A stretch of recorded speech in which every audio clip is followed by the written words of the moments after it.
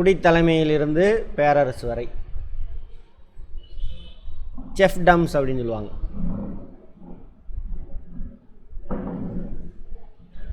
அதாவது அவங்க ஆட்சி செய்யக்கூடிய ஏரியா, அது சிற்றரசர் அப்படின்னு சொல்லலாம் தமிழில். செஃப்டம்னா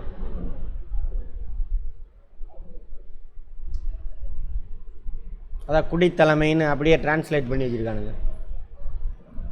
சின்ன ஏரியாவுக்கு ராஜா, சின்ன ஏரியா. அதுக்கப்புறம் அந்த ராஜா நம்ம நிறைய சின்ன சின்ன ஏரியா இருக்குது அவங்களாம்.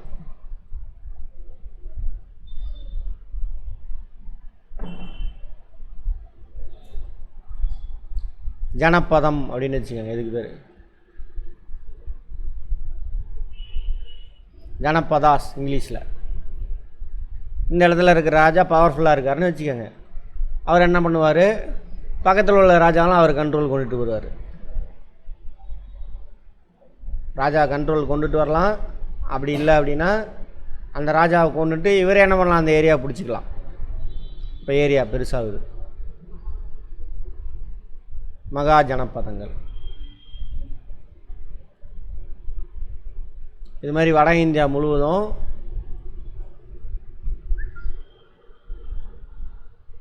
பதினாறு மகா ஜனபதங்கள் இருக்கும். ஓகேவா? அதில் ஒருத்தன் சண்டை போட்டு இன்னொருத்தனை கைப்பற்ற ட்ரை பண்ணுவான். அப்போ இந்த இடத்துல மகதம்னு ஒரு மகா ஜனபதம் இருக்கும். மகதம். அந்த கதவை லைட்டை திறந்து மகா ஜனபதம் லைட்டாக இன்னும் கொஞ்சம். மகதம். மகதம்னு ஒரு மகா ஜனபதம். மகதம் நிறையா இருக்கும். இவன் தான் என்ன பண்ணுவான், எல்லாத்தையும் அவன் கண்ட்ரோல் கொண்டுட்டு வருவான். இப்போ உள்ள பீகார் இருக்குல்ல, அந்த இடத்துல தான் மகதம் இருக்கும். எல்லாத்தையும் கொண்டு வந்து பெருசாகும். அங்கே ஆட்சி செய்யக்கூடிய பரம்பரை, முக்கியமான பரம்பரை.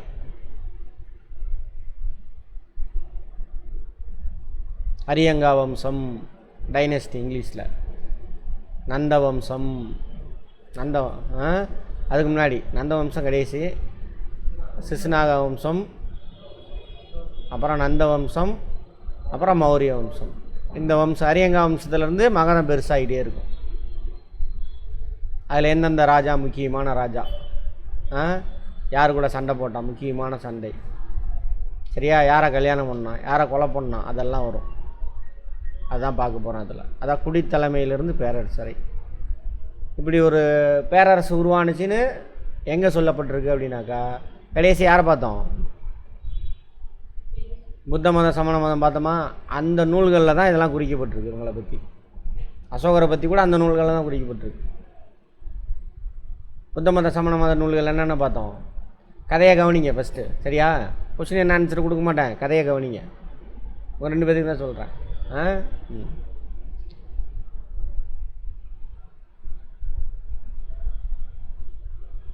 புத்த மத நூல்கள் எது பார்த்தோம்?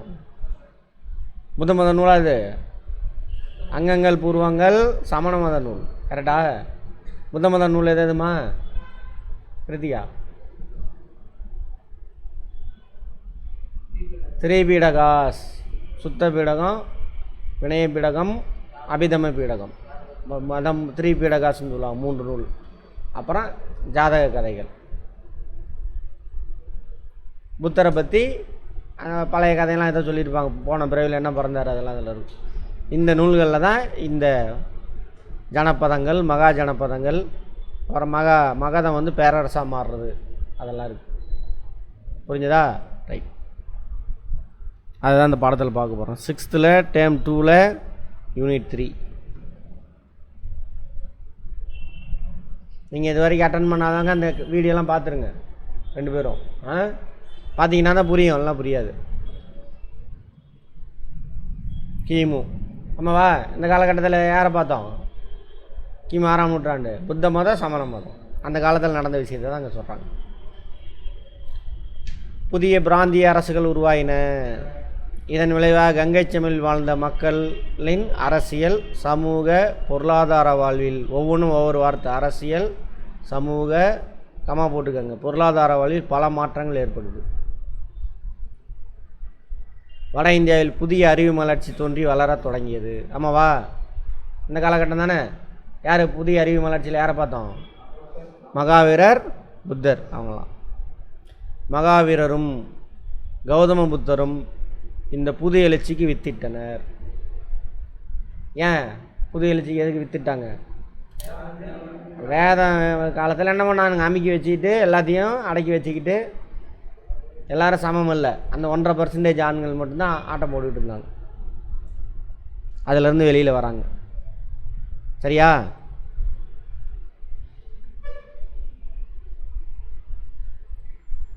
சமூகத்தை மாற்றியதில் இரும்பின் பங்கு. இரும்பு எப்போ பயன்படுத்த ஆரம்பிப்பாங்கன்னு பார்த்தோம்? வேத காலத்தில், முந்தைய வேத காலத்தில் கடைசியில். அந்த இரும்பு கண்டுபிடித்ததோட விளைவு தான் என்னாச்சு?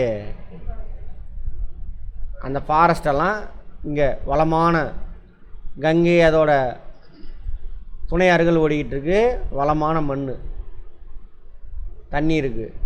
அப்போ இங்கே இருக்கக்கூடிய முந்தைய வேத காலத்தில் இங்கே இருந்த மக்கள் பிந்தைய வேத காலத்தில் அந்த இரும்பை வச்சு தான் என்ன பண்ணுவாங்க? வெட்டி இந்த காட்டெல்லாம் அழிச்சிட்டு இந்த ஏரியாவில் குடி போயிடுவாங்க. அங்கே தான் எந்த உருவாகுது? 16 மகா ஜனபதங்கள். அப்போ இந்த இடத்துல தான் இன்னமும் பாருங்கள், இந்தியாவில் சோட்டா நாகபுரி பீடபூமி, இங்கே தான் இரும்பு தாது அதிகம். யார் ஜெயிச்சது? மகதம் தானே எல்லாத்தையும் கண்ட்ரோல் கொண்டு வந்தான். அதுக்கு காரணமே இந்த இரும்பு தாது தான். அவன் நாட்டில் தான் அந்த இரும்பு கிடைக்குது. அதை வச்சு என்ன பண்ணுவான்? ஆயுதம் தயாரிப்பான். ஆயுதம் இருந்தால் தான் என்ன பண்ண முடியும்? இன்னொரு நாட்டை அவன் கண்ட்ரோல் கொண்டு வர முடியும். சரியா? அதான் காரணம். இதெல்லாம் கேட்பாங்க, பார்த்துக்கோங்க. சமூக மாற்றத்தில் இரும்பு குறிப்பிடத்தக்க பங்கினை வகித்தது. கங்கை சமவெளியின் வளமான மண். வளமான மண் இருந்தால் என்ன நடக்கும்? அதிக விளைச்சல். அதிக விளைச்சல் இருந்தால் அரசாங்கத்துக்கு வரி அதிகமாக கிடைக்கும். அதிகமான வரி கிடைச்சா நிறைய படை வீரர்கள் நியமிக்கலாம், நிறைய கருவிகளை தயாரிக்கலாம். கரெக்டாக? எது முக்கியம்? எல்லாத்துக்கும் பணம் தான் முக்கியம். பணம், வரி தான் பணம் தானே.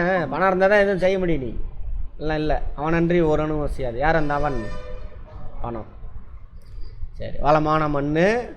ஓகே. இரும்பிலான கொழுமுனையின் பயன்பாடு. கொழுமுனைனா என்னது? உழுகிற கருவி. வேளாண் உற்பத்தி அதிகரித்தது.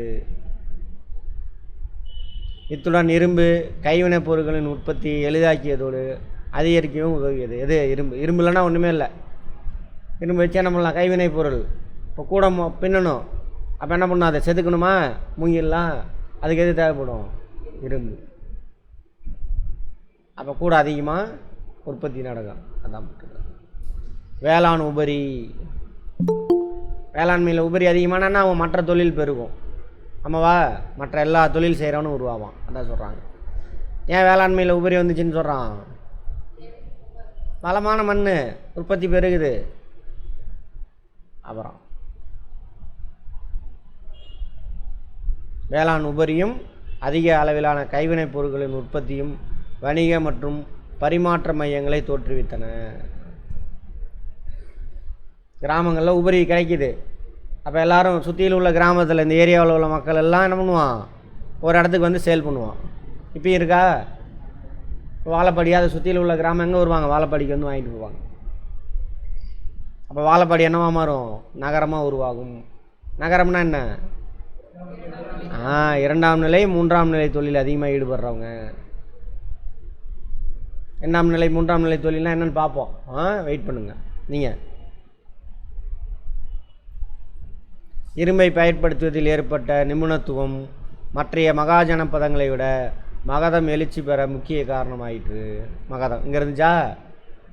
இன்னமும் பாருங்கள், சோட்டா நாகபுரி பகுதியில் இங்கே தான் வந்துட்டு அதிகமான இரும்பு தாது இருக்குது இந்தியாவில். எப்போலேருந்து எடுக்க ஆரம்பிச்சிட்டான்? 3000 வருஷத்துக்கு முன்னாடி இருந்து அந்த இரும்பு எடுத்து யூஸ் பண்ணிகிட்டு இருக்கோம். அவ்வளோ இரும்பு இருக்குது அந்த இடத்துல. சரியா? ரைட்.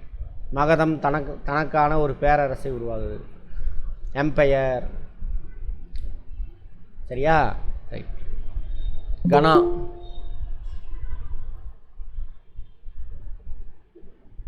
அதெல்லாம் ஃபேக்ட்டு கொடுத்து வச்சுருக்கிறானுங்க. சரி சமமான சமூக அந்தஸ்தை கொண்ட மக்களை குறிக்கும் கணானா.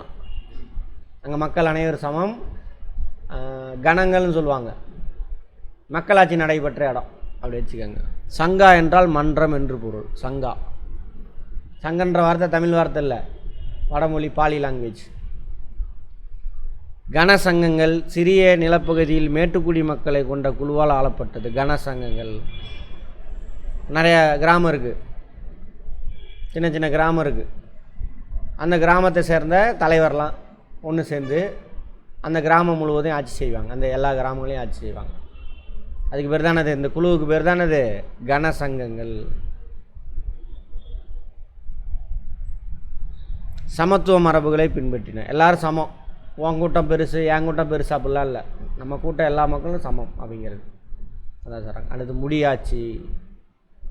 கனாக்கு இங்கிலீஷில் கனா தான், கனசங்கம் தான். ஓகேவா?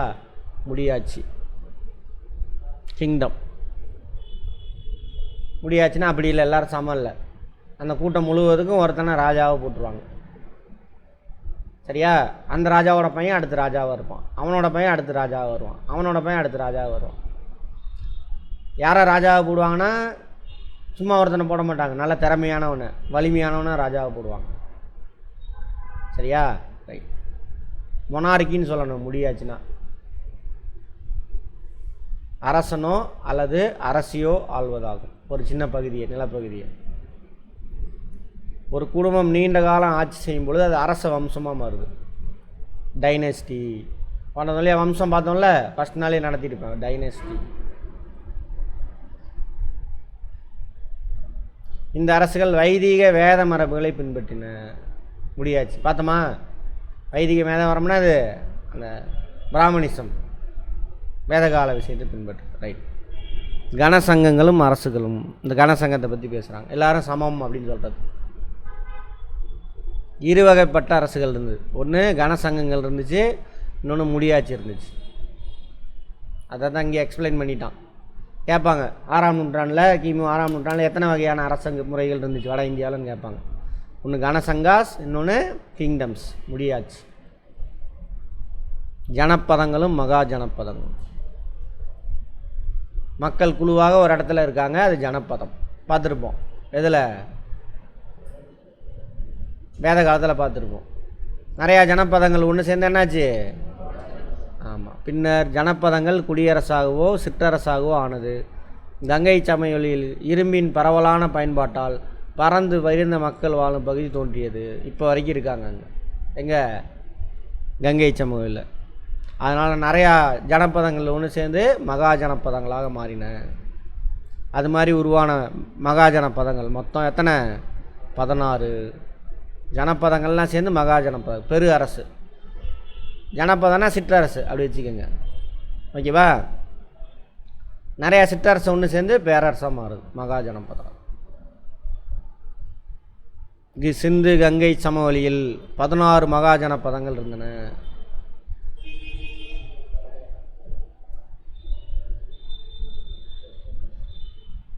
இது சிந்து. ஜாகிரஃபி முடிச்சுட்டு இதை பார்த்தீங்கன்னா என்ன இன்ட்ரெஸ்டிங்காக இருக்கும். ஜாகிரஃபி முடித்தவங்களுக்கு ரீகால் ஆகும் எல்லாமே. இது கங்கை சமவெளி. இந்த ஏரியா ஃபுல்லாக மொத்தமாக ஒரு 16 மகா ஜனப்பதம். யார் சொல்கிறா அந்த மாதிரி இருந்ததாக?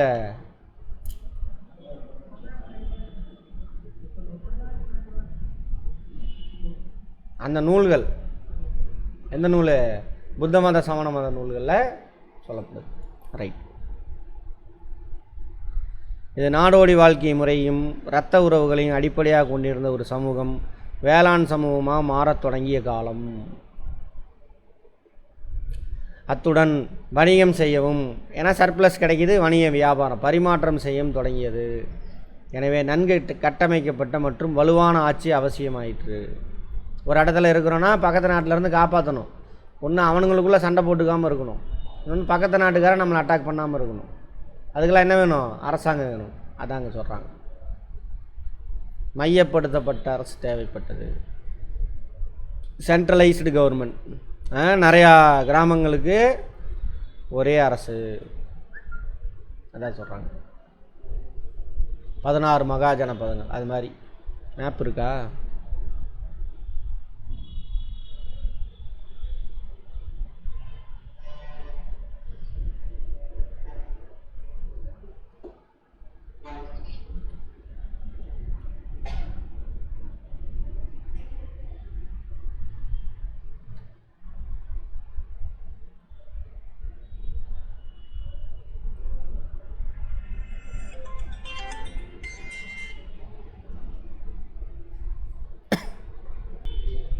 இதான் அந்த 16 மகாஜனபதங்கள். குரு,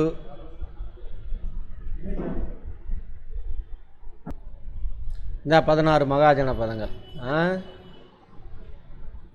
குரு, பாஞ்சாலா, கோசலா, மல்லா, காசி, வஜ்ஜி, வட்சா, சேட்டியா, அங்கா, இதான் மகத அங்கா.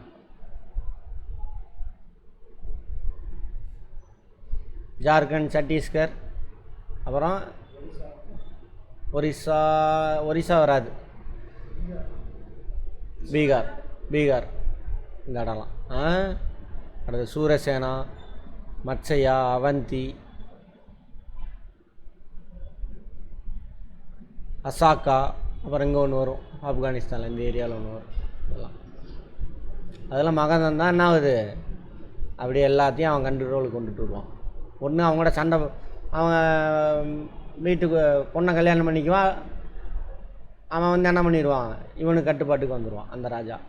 அவன் தான் ராஜாவாக இருப்பான், ஆனால் இவன் கட்டுப்பாட்டுக்கு வந்துடுவான். அதில் ஒத்து வரல அப்படின்னா சண்டை போடுவானுங்க. சண்டை போட்டு அவனை வீழ்ச்சி அடைய வச்சுட்டு இவன் ஆள் அங்கே ஒருத்தனை கவர்னர் மாதிரி போட்டுருவான். இப்போ இருக்காங்களா கவர்னர் மாதிரி, அந்த மாதிரி. குரு, பாஞ்சாலம், அங்கம், மகதம், வஜ்ஜி, காசி, மல்லம், கோசலம், அவந்தி, சேதி, வட்சம், இதெல்லாம் ஃபுல்லாலாம் மனப்பாடம் பண்ண வேண்டாம். ரைட். மத்சயம், சூரசேனம், அஸ்மகம், காந்தாரம் மற்றும் கம்போஜா. காந்தாரா தான் நான் இங்கே சொன்னது, இந்த இடத்துல வரும் காந்தாரா, ஆப்கானிஸ்தான் பக்கத்தில். இது எல்லாத்தையும் மனப்பாடம் பண்ணிக்கிட்டு இருக்காது. எத்தனை மகாஜன பதம் இருந்தது, அவ்வளோதான். அதில் முக்கியமானவங்க 4 பேர் முக்கியமானவங்க: மகதம், அவந்தி, கோசலம், வட்சம். மகதம், அவந்தி, கோசலம், வட்சம்.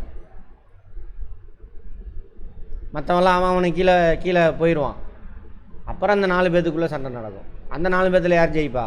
மகதம் ஜெயிச்சு ஒரே கண்ட்ரோல், பெரிய நாடு. இங்கே நம்ம அப்பயும் நம்ம தமிழ்நாட்டு பக்கம் வர முடியாது, கர்நாடகா வரைக்கும் பிடிச்சிருப்பாங்க. தமிழ்நாட்டில் சேர சோழ பாண்டியர்கள் இருக்காங்கள, அவங்க இருப்பாங்க.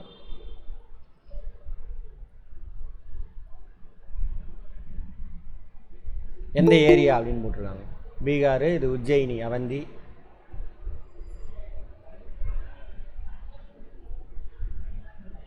கோசலம் கிழக்கு உத்தரப்பிரதேசம், கோசலா உத்தரப்பிரதேசம். வட்சம் கோசாம்பி, அலகாபாத். சரி, கொஞ்சம் முன்ன மாறி இருக்குது, பரவாயில்ல, விட்டுருங்க. இதை மட்டும் பார்த்துக்கங்க. மகதம் பேரரசாக உருவாகுது. மகதத்தின் எழுச்சிக்கான காரணம்: மகதம் கங்கை சமவெளியில் கீழ்ப்பகுதினா கிழக்கு அமைந்துள்ளது. வளம் மிகுந்த இந்த சமவெளி வேளாண் விளைச்சலை அதிகரித்தது. வளமான கங்கை சமவெளி மகதம், இந்த ஏரியா, அதுதான் சொல்கிறாங்க. அப்போ நிறைய என்ன இருக்குது, மண் வளம் இருக்குது, தண்ணி வளம் இருக்குது. ஸோ விவசாயம் நடக்குது, அரசுக்கு நிலையான வருமானம் கிடைக்குது. அடர்ந்த காடுகள் கட்டுமானங்களுக்கு தேவையான மரங்களையும் படைகளுக்கு தேவையான யானைகளையும் வழங்குதாம். படைக்கு அப்போல்லாம் யானை வச்சுருப்பாங்க. அதிக அளவிலான இயற்கை வளங்கள், குறிப்பாக இரும்பு, ஆயுதம் செய்யறதுக்கு உதவியாக. ஸ்டேட்மெண்ட்டில் கேட்பான், பார்த்துக்கோங்க. இதெல்லாம் மகதம் எழுச்சி அடைஞ்சதுக்கு என்ன காரணம்? மகதம் வணிக மற்றும் வர்த்தக வளர்ச்சி மக்களை இடம் விட்டு இடம் சென்று கலை மற்றும் தொழில் மையங்களை குடியேற செய்தது. நிறையா சர்ப்ளஸ் கிடைக்குதா? அப்போ அந்த கிராம மக்கள் எங்கே போகிறான்? நகரத்தில் போய் உட்காந்து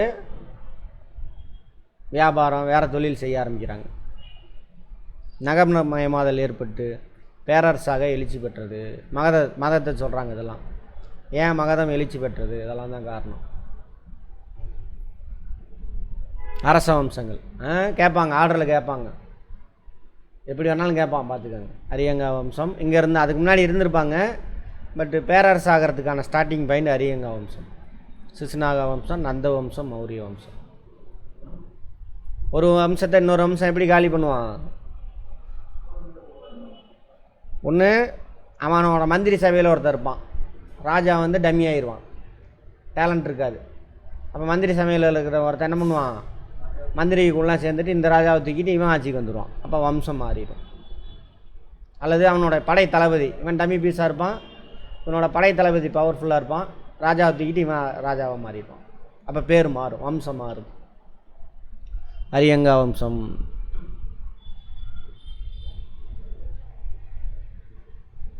அரியங்கா வம்சத்தை சேர்ந்த பிம்பிசாரர் காலத்தில் தொடங்கியது அரசியல் மேலாதிக்கம். அப்படின்னா ஒரு நாடு இன்னொரு நாட்டை போய் என்ன பண்ணுறது? கைப்பற்றுறது. கேட்பாங்க, யார் காலத்தில் மகதம் அந்த ஆதிக்கம் பேரரசு உருவாக ஆரம்பிச்சதுன்னு கேட்பாங்க. சரியா? அரியங்கா வம்சத்தில் பிம்பிசாரர். பிந்துசாரர் அது வந்துட்டு அசோகருடைய அப்பா பிந்து, இவர் பிம்பி. பிந்து என்ன படத்தில் வரும்? ஹீரோயின் பேர் நானியா? ஏமா சிரிக்கிற? பிந்து அப்பெல்லாம் இருக்கா? ஆமாம், சரி பார்ப்போம். படையெடுப்பு, திருமண உறவு ஸ்டேட்மெண்ட்டில் கேட்பான், பார்த்துக்கோங்க. எப்படி நாட்டை பெருசு பண்ணாங்க? அங்கே யாராவது பெண் இருந்ததுனாக்கா இவன் பையனுக்கு கல்யாணம் பண்ணிக்கிறது, இவனே கல்யாணம் பண்ணிக்கிறது. அப்போ அந்த ராஜா இவன் கட்டுப்பாட்டில் வந்துடுவான். அவனுக்கு பெருமை, என் மருமன் வந்து பெரிய பேரரசன் அப்படின்னு சொல்லிட்டு. இல்லை ஒத்து வரல அப்படின்னாக்கா சண்டை போடுவாங்க. இன்னொரு மெத்தடு கூட இருந்தது, அஸ்வமேத யாகம்னு சொல்லுவாங்க. அஸ்வமேத யாகம். குதிரையை ஃபஸ்ட்டு என்ன பண்ணுவாங்க? அலங்காரம்லாம் பண்ணி படை வீரர்களோட ராஜா அனுப்பிவிடுவார்.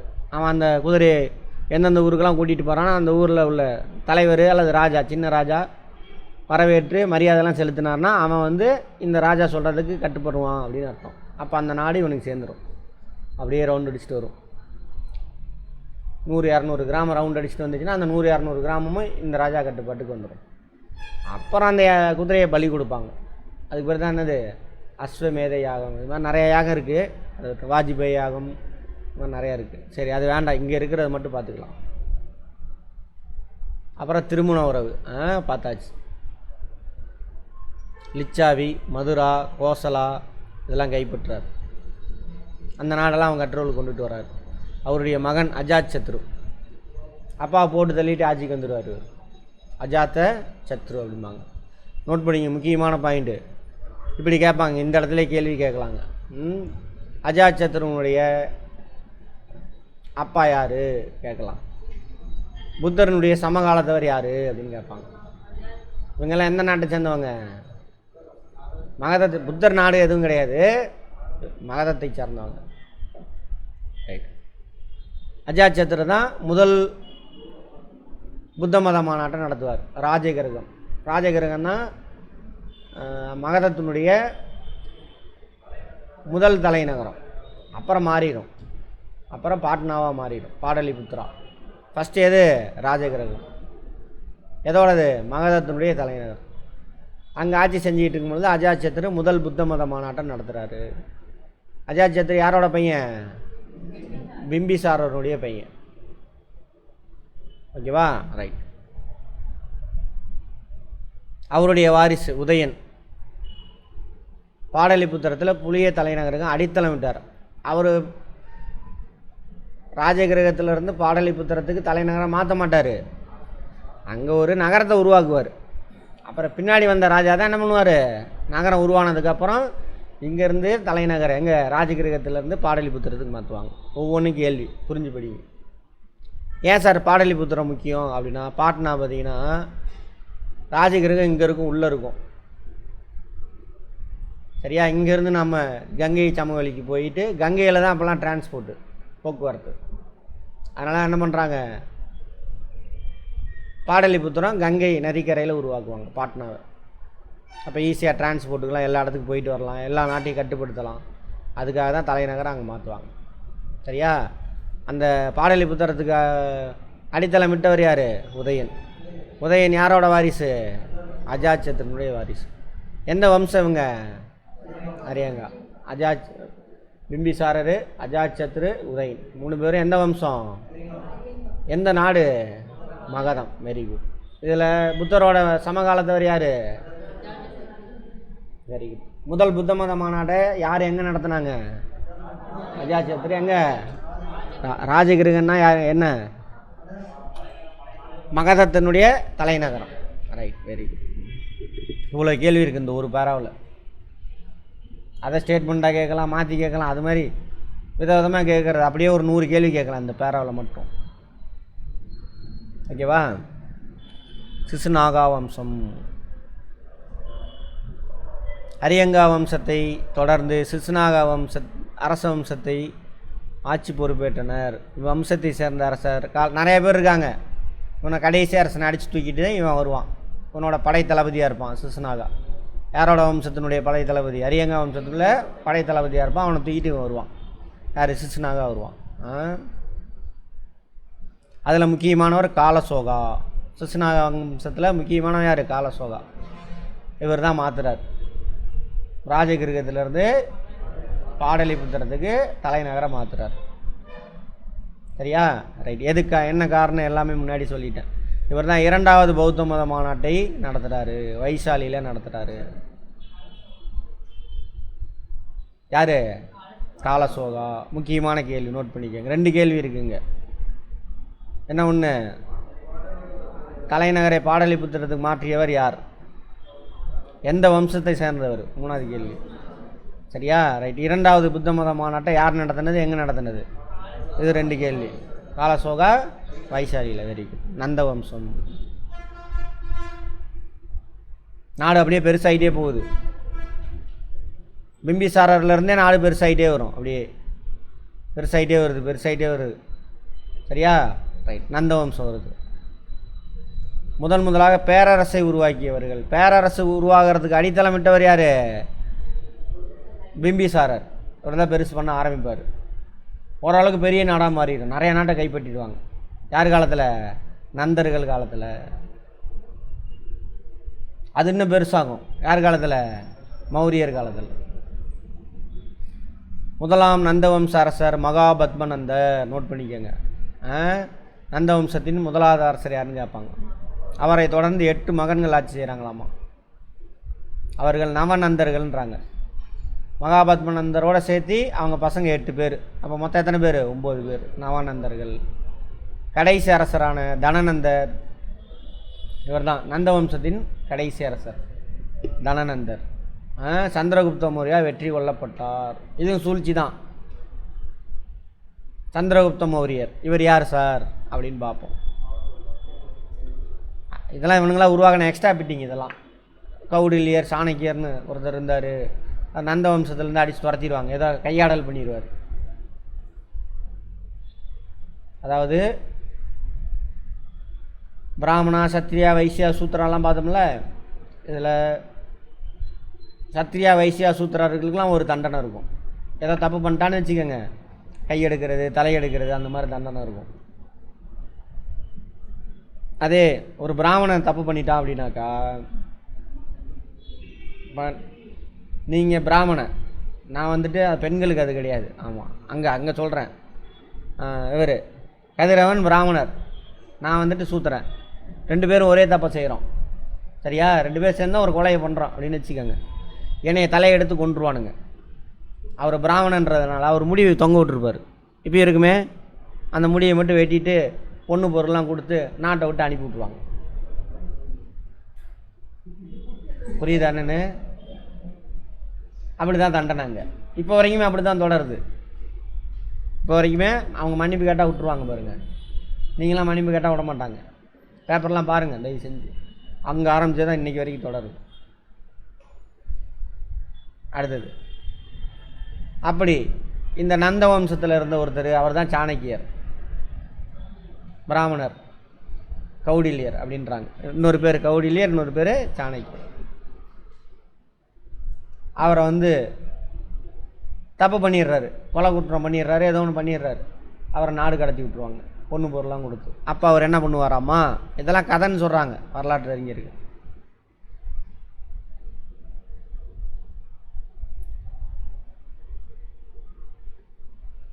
இங்கே தான் மகதம் இருக்குது, பெருசாகிட்டு இருக்குது, இவ்வளோ பெருசாயிரும், நந்த வம்சத்தப்பெல்லாம் பெருசாயிரும். அப்போ பாடலிபுத்திரா தலைநகரம் அடித்து துரத்தி விட்றாங்க. அவர் இந்த பக்கம் போயிடுறாரு. எங்கே போயிருப்பாரம்மா, இங்கே ஒரு பையனை தத்தெடுத்து வளர்க்குறாரு. இப்போ உள்ள பாகிஸ்தான் அந்த ஏரியா இருக்கா, தத்தெடுத்து வளர்க்குறாரு. வளர்த்து அவனுக்கு எல்லா போர் வீரம் தீரம் எல்லாமே கற்றுக் கொடுக்குறாராம்மா. கற்றுக் கொடுத்து ரெடியாக இருப்பாராம்மா. அவன் பையன் பெரிய ஆள் ஆகிட்டான். அந்த பையன் தான் யார், சந்திரகுப்த மௌரியர்.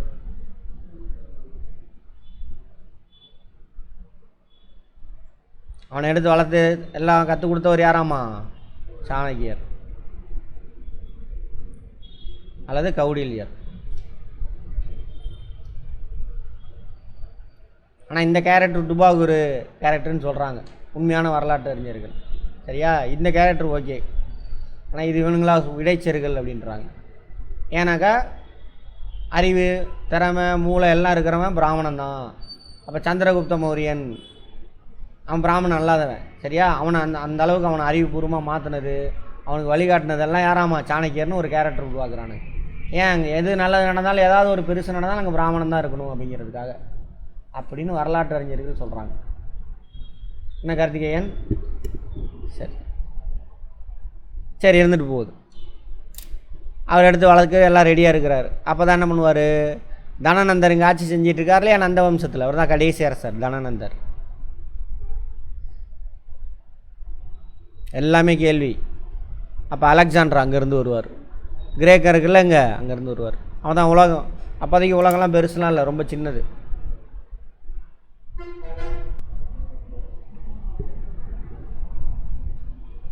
இதுதான் கிரேக்கம், இதுதான் உலகமே. இது தனியாக பிரிஞ்சு போயிடுச்சு. வட அமெரிக்கா தென் அமெரிக்கா காண்டாக்டே இல்லை. அவ்வளோதான் உலகம்னு நினச்சிட்டு இருக்காங்க அந்த டைமில். அப்போது அலெக்சாண்டர் ஒரு படையெடுத்து வருவார். மாவீரர் அலெக்சாண்டர். எப்போ, கிமுல 4ஆம் நூற்றாண்டில் இருந்தவர் அவர். அவரை பற்றி இன்னும் பேசுகிறோம், எழுதி வச்சுருக்காங்க. அதான் காரணம். அவர் இந்த நாளெல்லாம் கைப்பற்றிட்டு வருவார். அப்படியே இந்தியாவுக்குள்ளே என்ட்ருவார். என்ட்ராகி இந்த வடமேற்கு இந்தியா, இப்போ உள்ள பாகிஸ்தான், அங்கே நிறையா சிற்றரசர்கள்லாம் இருக்கும், அவங்கெல்லாம் ஜெயிப்பார். அப்போ இங்கே நந்த வம்சம் அங்கே இருக்குது. அப்போ நந்தர்களை பற்றி அவருக்கு தெரியும். பெரிய இங்கே என்ட்ராகிறார். உள்ளே என்ட்ராகும் பொழுது அங்கே சிற்றரசர்கள் இருக்காங்க. அவங்கள ஜெயிக்கிறதே ரொம்ப கஷ்டப்படுறாராம்மா மாவீரன் அலெக்சாண்டர். அப்புறம் ரொம்ப 4-5 வருஷம் ஆகிருக்கும் அங்கே ஊர்லேருந்து கிளம்பி. அவங்களுடைய படை வீரர்கள்லாம் டயர்டாகிருப்பாங்க. ஓகேவா, இங்கே இந்த இடம், இந்த ஏரியாவுக்கு வரார். வந்து எங்கெல்லாம் கைப்பற்றுறார். இந்த ஏரியா இப்போ உள்ள பாகிஸ்தான், அங்கெல்லாம் கைப்பற்றிருப்பார். கைப்பற்றிட்டு படை வீரர்லாம் டயர்டாகிருப்பாங்க. அதனால் போயிட்டு ரிட்டன் வரலாம் அப்படின்னு நினைப்பாங்க. இன்னொன்று தனநந்தர், இந்த சிற்றரசர்கள் இவ்வளோ வலிமையாக இருக்காங்க, அது இல்லாமல் யானைப்படையெல்லாம் இருக்குது. அதனால் அவங்களுக்கு கஷ்டமாக இருக்குது ஜெயிக்கிறதுக்கு. இது பெரிய பேரரசு நந்த வம்சம், மகதத்தை கைப்பற்றுறது கஷ்டம். அதனால் போயிட்டு அடுத்த தடவை வரலாம் அப்படின்னு சொல்லிட்டு கிளம்பிடுவாங்க. இப்போ கைப்பற்றினாங்களே இந்த பகுதியில் ஒருத்தரை, அவரோட ஆளுநர் ஒருத்தரை, படை தளபதி ஒருத்தரை ஆளுநராக போட்டுட்டு போவார். அந்த படை தளபதி தான் யார், செலுக்கஸ் நிக்கேடர்.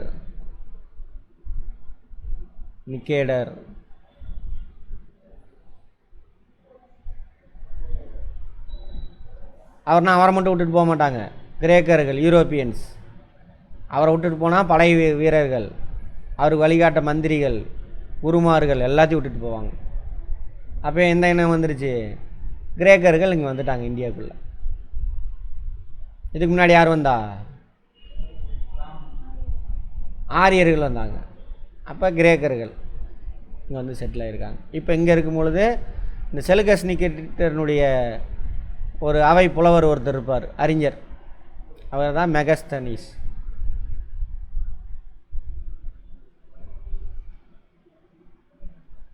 ஓகேவா, அவரை பற்றி ஒரு பார்த்துருப்போம். அவரோட குறிப்பில் இவரை பற்றி நம்ம பாண்டியர்களை பற்றிலாம் சொன்னாங்கன்னு பார்த்துருப்போம் மெகஸ்தனீஸ் குறிப்பில்.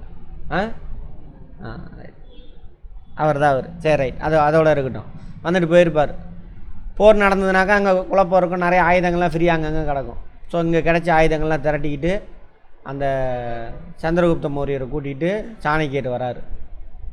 எங்கே வராரு, எங்கேருந்து அவரை துரத்தி விட்டாங்களோ அந்த நாட்டு தலைநகரம் பாடலிபுத்திரத்தில் வந்து மாறு வேஷம் போட்டு உள்ளே புகுந்து நைட்டாக கலவரம் பண்ணி ராஜாவை காலி பண்ணிவிட்டு தனநந்தரை தூக்கிட்டு சந்திரகுப்த மௌரியர் ஆட்சியில் உட்கார்றாரு. இதுதான் கதை.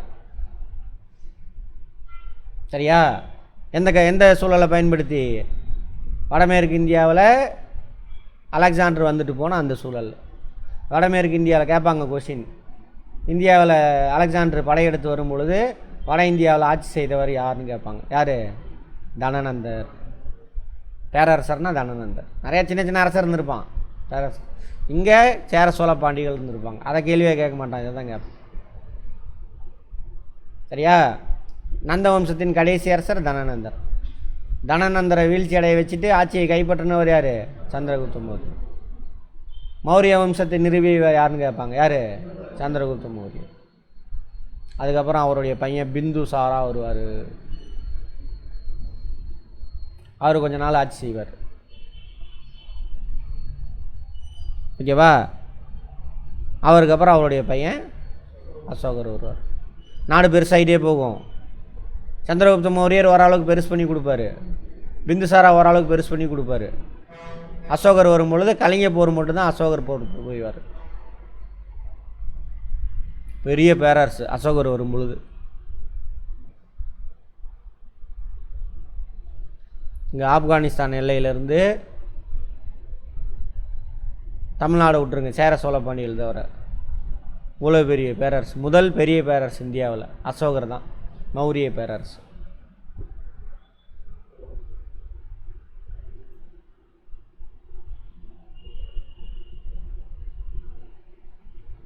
இந்தியாவில் முதல் பெரிய பேரரசு. பேரரசுனால் அந்த ஏரியா முழுவதுக்கும் அவரோட ஆளுங்க தான் இருப்பாங்கன்னு அர்த்தம் இல்லை. இந்த ஏரியாவில் ராஜா இருப்பான், நீங்கள் சொல்கிறத நான் கேட்டுக்கிறேங்கன்றான், அவ்வளோதான். முக்கியமான ஆர்டர் மட்டும் அங்கே வரும், அதை ஃபாலோ பண்ணுவோம், அவ்வளோதான். மற்றபடி அவங்க ஊரில் இருக்கக்கூடிய சடங்கு சம்பிரதாயம் எதுவுமே மாறாது, அப்படியே தான் இருக்கும். அந்த ஊரில் உள்ள சடங்கு சம்பிரதாயத்தை யார் பார்த்துக்குவா? முக்கியமான மூளை அவன் தான் பார்த்துக்குவான். அவனை தொடார வரைக்கும் நீ ராஜாவாக இருந்துக்கலாம், அவனை தொட்ட நீ ராஜாவாக இருக்க முடியாது, காலி பண்ணிடுவான். சரியா? கடைசி வரைக்கும் இங்கிலீஷ்காரன் வரைக்கும் அதே தான். சரியா? சார் இங்கிலீஷ்காரன் வரைக்கும் ஆமாம், நம்ம சமயம் இந்த மூடப்பழக்க வழக்கெல்லாம் ஒழிக்கிறதுக்கு நிறையா சட்டம் போட்டுகிட்டே வருவானுங்க. அப்போ தான் சுதந்திரம் வேணும் அப்படின்ற ஒரு கான்செப்டே வரும். நம்மளே பிடுங்கி நம்ம கண்ட்ரோலில் வச்சுக்கலாம் அப்படின்னு ஒரு ஆசை வருது. அவங்களுக்கு தான் ஆசை வருது, உங்களுக்குலாம் இல்லை. நீங்கள் பாமர மக்கள், அவன் வேலை சோறு கிடைக்குதா, வேலை செஞ்சோமா, சோறு கிடைக்குதா, சாப்பிட்டோமா, தூங்கணுமா, அப்படி தான் இருப்பான் எல்லாம். அவன் தான் சும்மாவே இருக்கிறான். ஏன் பவருக்கு வரானா அவங்க கூட போய் ஒட்டிக்குவான். அவன் இவனுக்கு ஒத்து வரலன்னா அவனை பவரை விட்டு தூக்குறதுக்கு எல்லா வேலையும் செஞ்சுருவான். புரிஞ்சுதா? இப்போ வரைக்கும் அதுதான் நடந்துக்கிட்டு. அடுத்தது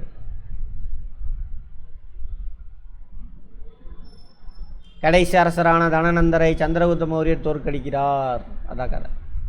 நான் சொன்ன கதையை பார்த்துக்கோங்க. இதெல்லாம் இந்த கதையெல்லாம் புரிஞ்சு வச்சுன்னா வரலாறு பேசினானுங்கன்னா அப்போ தான் உனக்கு புரியும். கதையை புரிஞ்சு வைக்கணும், கொஸ்டினை பணப்படம் பண்ணக்கூடாது. நிறையா உட்காந்து பேசுகிறானுங்க யூடியூப்பில், அது இதெல்லாம். அந்த கதையெல்லாம் புரியணுன்னா இது நீ படிச்சிருந்தா புரியும். நாலந்தா பல்கலைக்கழகம். நாலந்தா பல்கலைக்கழகம் யாரோட தொடர்புடையது? புத்த மதத்தோடு தொடர்புடையது நமக்கு தெரிஞ்ச வரைக்கும். இங்கே என்ன சொல்கிறான்னு பார்ப்போம்.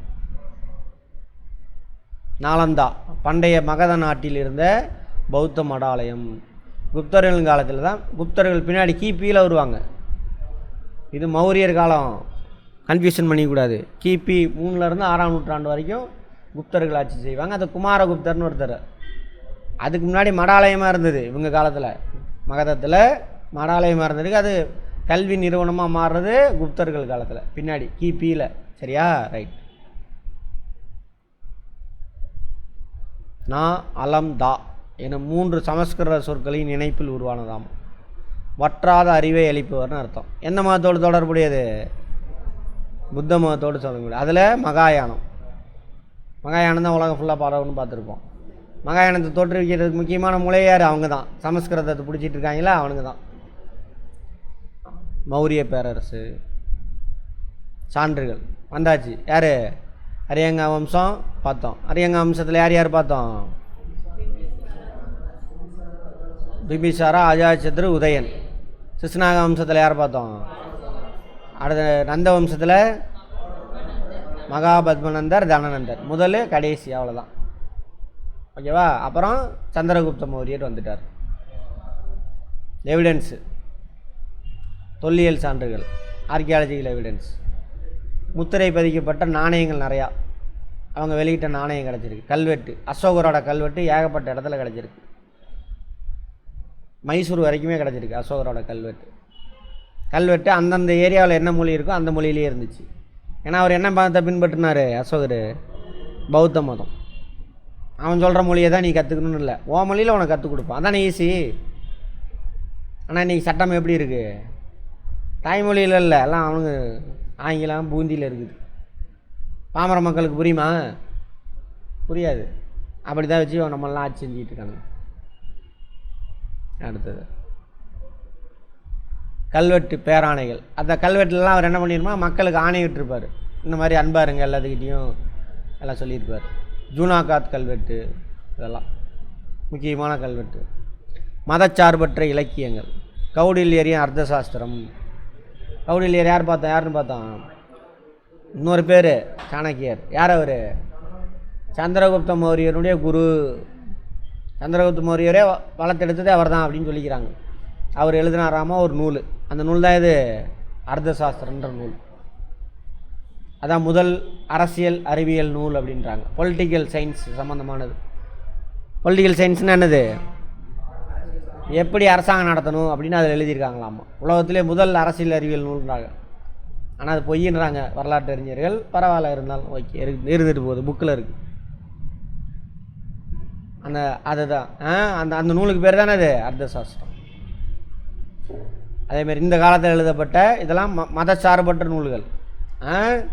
விசாகதத்தர் அப்படின்ற ஒருத்தர், அவர் எழுதின முத்துராட்சம்ன்ற நூல். அடுத்தது மாமூலர், தமிழ் நூல் இருக்குல்ல, அதில் அசோகரை பற்றி பேசியிருக்காங்க.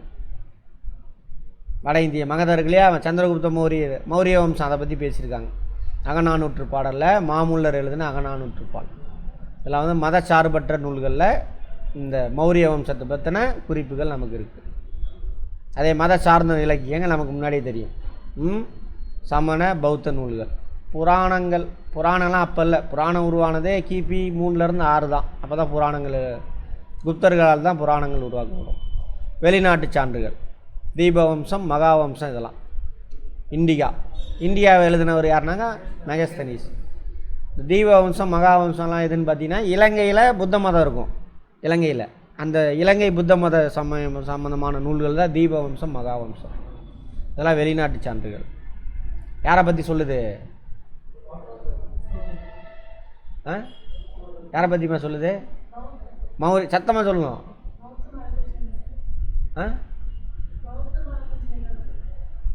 மௌரியரை பற்றி பேசுது. சரியா? மௌரியர் தானே பார்த்துட்டு இருக்கோம். அதை விட்டுறக்கூடாது. அவர் நினச்சிட்டே வரணும். இது பார்த்துட்டு வந்து அப்படியே போய் உட்காந்துக்குவோம். இதை நம்ம பண்ணுறதில்ல, அதான் பிரச்சனை. மெகஸ்தனீஸ் யார்? இவர் இந்தியாவை எழுதினவர். வேற செலுக்கஸ் நிக்கேட்டரனுடைய அவை அறிஞர், அவையில் இருந்த அமைச்சர். சரியா? இவர் சந்திரகுப்த மௌரியருடைய அவைக்கு வந்திருப்பார். அப்போ பாடலிபுத்திரா பற்றிலாம் எழுதியிருப்பார். சமகாலத்தோடு தானே சந்திரகுப்த மௌரியர் வந்துட்டார்ல. அலெக்சாண்டர் அங்கே செலுக்கஸ் நிக்கேட்டரை விட்டுட்டு போயிடுறாரு. அப்போ சந்திரகுப்த மௌரியர் பாடலிபுத்திரத்தை கைப்பற்றுறாரு. அப்போ செலுக்கஸ் நிக்கேட்டருக்கு சமகாலத்தவர் யார்? சந்திரகுப்த மௌரியர். அப்போ சந்திரகுப்த மௌரியனுடைய அரசவைக்கு இவரை அனுப்பி வைப்பார், மெகஸ்தனீஸை. அவர் பாடலிபுத்திராலாம் எப்படி இருக்குது, அப்புறம் நம்ம சேர சோழ பாண்டியர் அவங்கள பற்றிலாம் எழுதியிருக்காரு. யார்? மெகஸ்தனீஸ். எந்த நூல் எழுதியிருக்காரு? இண்டிகாவில்.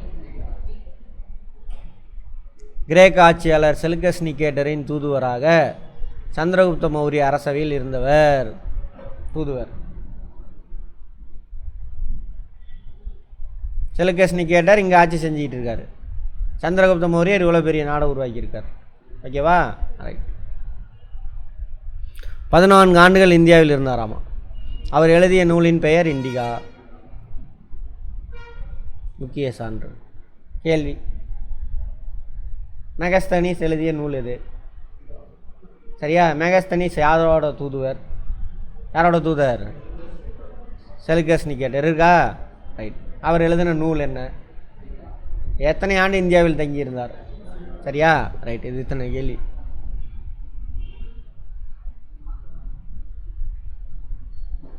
முதல் பேரரசு. பேரரசுங்கிறது எதை வச்சு? எவ்வளோ ஏரியா அவங்க கட்டுப்பாட்டில் இருக்கின்றது. தலைநகரம் பாடலிபுத்திரம், இப்போ பாட்னா. ஃபஸ்ட்டு தலைநகரம் இது ராஜகிரகம். ராஜகிரகத்துலேருந்து பாடலிபுத்திரத்துக்கு தலைநகரை மாற்றினவர் யார்? காலசோகர். எந்த வம்சம் அவர்? சிசுனா வம்சம். இதில் இன்னொன்று, இந்த வம்சம் எல்லாமே சூத்திரர்கள்னு சொல்கிறாங்க. அதை சொல்லலைங்க. சூத்திரர்கள் சத்திரியர் தான் ஆட்சி செய்யணுங்கிறது மாறுது, சூத்திரர்கள் வராங்க. சிசுநாக வம்சம். அதுக்கு முன்னாடி யார்? அரியங்காவா? அரியங்கா. சிசுநாகா தான் ஃபஸ்ட்டு சூத்திரர். அப்போ நந்த வம்சம்லாம் சூத்திரர்கள்ன்றாங்க. எப்படி சூத்திரர்கள் ஆட்சிக்கு வந்திருப்பாங்க? வேத மதம் அங்கே காலின்னு அர்த்தம். வேதம் இல்லை, புத்த மதம் சமண மதம் வந்துச்சு. அங்கே தானே ஜாதி இல்லைன்னு சொல்கிறாங்க. புத்தர் மகாவீரர் நம்ம காலத்தோட யாரோட ஒப்பிடலாம்? அம்பேத்கர் பெரியார். 2500 வருஷத்துக்கு முன்னாடி வந்து அம்பேத்கர் பெரியார் தான் புத்தர் மகாவீரரும். அவரை போய் மதத்துக்குள்ளே அடைச்சி வச்சுட்டானுங்க, கடவுளாகவே ஆக்கி விட்டானுங்க. சரி. முடியாட்சி. பரம்பரை ஆட்சி செய்வாங்க. வரலாற்றுக்கு அவங்களுடைய காலம் 322லேருந்து 187 வரைக்கும். கடைசி அரசர் சொல்கிறேன், பிருகத்ரதன் நினைக்கிறேன். ஆமாம், பிருகத்ரதன் தானே மௌரிய வம்சத்தினுடைய கடைசி அரசன். அவன் ஆட்சியில் அங்கே இருந்த அமைச்சர், அவன் ஒரு பிராமணன். அவன் இவனை ஆட்சியிலேருந்து தூக்கிட்டு இவன் ஆட்சிக்கு வந்துடுவான். வம்சம் பேர் பின்னாடி வரும் சொல்கிறேன், அதெல்லாம் மறந்துடுச்சு. கண்வரா? கண்வரா. சுங்க வம்சம். புஷ்யமித்ர சுங்கா. அவர் தான் வந்துட்டு அந்த பிருகத்ரதனை கொண்டுட்டு அவர் ஆட்சிக்கு வந்துடுவார். புஷ்யமித்ர சுங்கா. எப்போ? 187. முக்கிய அரசர்கள் சந்திரகுப்தர், அவரோட பையன் பிந்துசாரர், அவருடைய பையன் அசோகர். முக்கியமான. அதுக்கப்புறம் வந்ததெல்லாம் டம்மி பீஸ் ஆயிரும். பாடலிபுத்திரத்தின் பிரம்மாண்டம். மௌரிய பேரரசின் மாபெரும் தலைநகர் பாடலிபுத்திரம் நகருக்கு 64 நுழைவாயில் இருந்துச்சாமா. அப்போ அவ்வளோ பெரிய நகரம். 570 கண்காணிப்பு கோபுரம் இருந்திருக்காமா.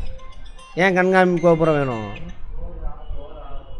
பக்கத்தில் வந்துடுவானுங்க யாராவது, பக்கத்து நாடு பூள்ள பூந்துருவான், கைப்பற்றிடுவான். தலைநகரை கைப்பற்றினா வேலை முடிஞ்சு போச்சு. டோட்டல் நாடும் அவங்க கைக்கு போயிடும். சரியா? அதனால் சந்திரகுப்த மௌரியர்.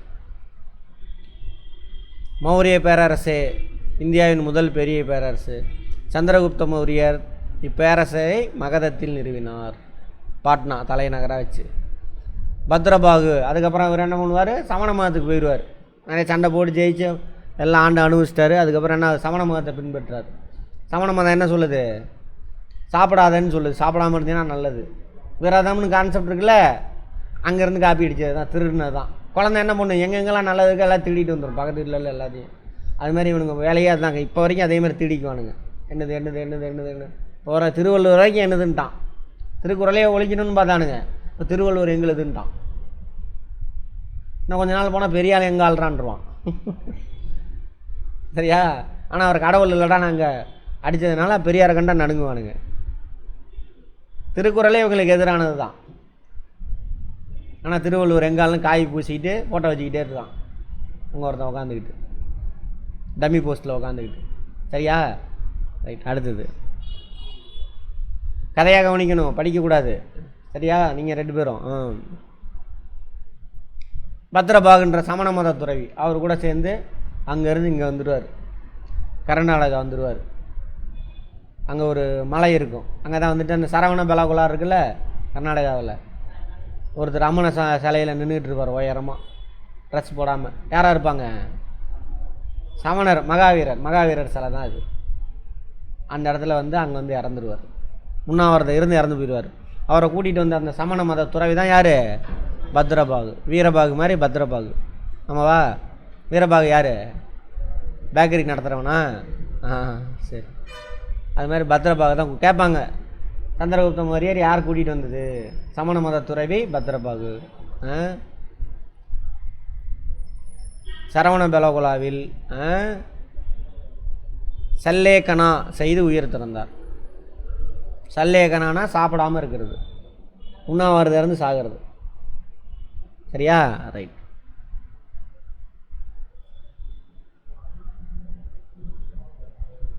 கேட்பாங்க அவர் அந்த சல்லேகனாவை கேட்பாங்க, எல்லாமே கேள்வி.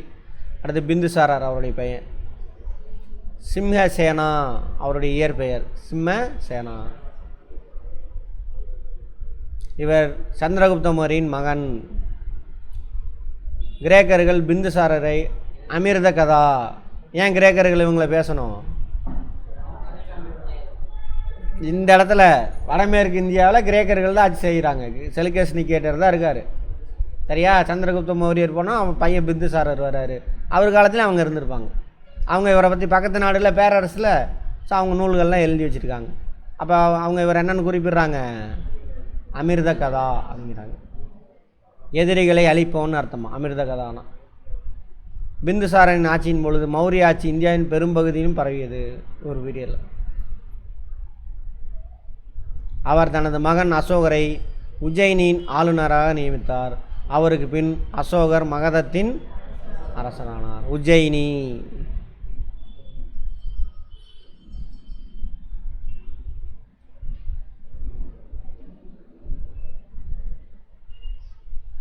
இந்த இடத்துல வரும். உஜ்ஜயினி அங்கே ஆளுநராக இருப்பார் உஜ்ஜயினியில். இவர் இறந்தோன்னே அவர் கேட்பாங்க, அசோகர் ஆட்சிக்கு அரசராகிறதுக்கு முன்னாடி எந்த ஏரியாவுக்கு ஆளுநராக இருந்தாங்க? உஜ்ஜயினி. அப்போ ஆளுநருக்கு பவர் அதிகம். இப்போ உள்ள ஆளுநருக்கு டம்மி பீஸு. இவங்க பழைய ஆளுநர்னு நினச்சிக்கிறானுங்க. அதனால தான் வரலாறு தெரிஞ்சவங்க இவங்க பெரிய இந்த ராஜான்னு நினச்சிக்கிட்டு செஞ்சுக்கிட்டு இருக்கார். ஆளுநர் பவரே இல்லைன்னா பேசியிருப்பாங்க. அதான் உண்மை. யாருக்கு பவர்? உண்மையான பவர் சீஃப் மினிஸ்டர். அசோகரை போயிட்டு வந்து பார்க்கலாம். பெரிய கதை அசோகர் மௌரிய வம்சத்தில் 3வது அரசர். அவரோட அப்பா யார்? பிந்துசாராவோட அப்பா சந்திரகுப்த மௌரியர். சந்திரகுப்த மௌரியர் யார் கூட போய் உண்ணாவிரதம் இருந்து இறந்தார்? பத்ரவ். அதுக்கு பேர் என்னது? சல்லேகனா. பேர் என்ன? சல்லேகனா. உண்ணாவிரதம் இருந்து சாகிறதுக்கு பேர்.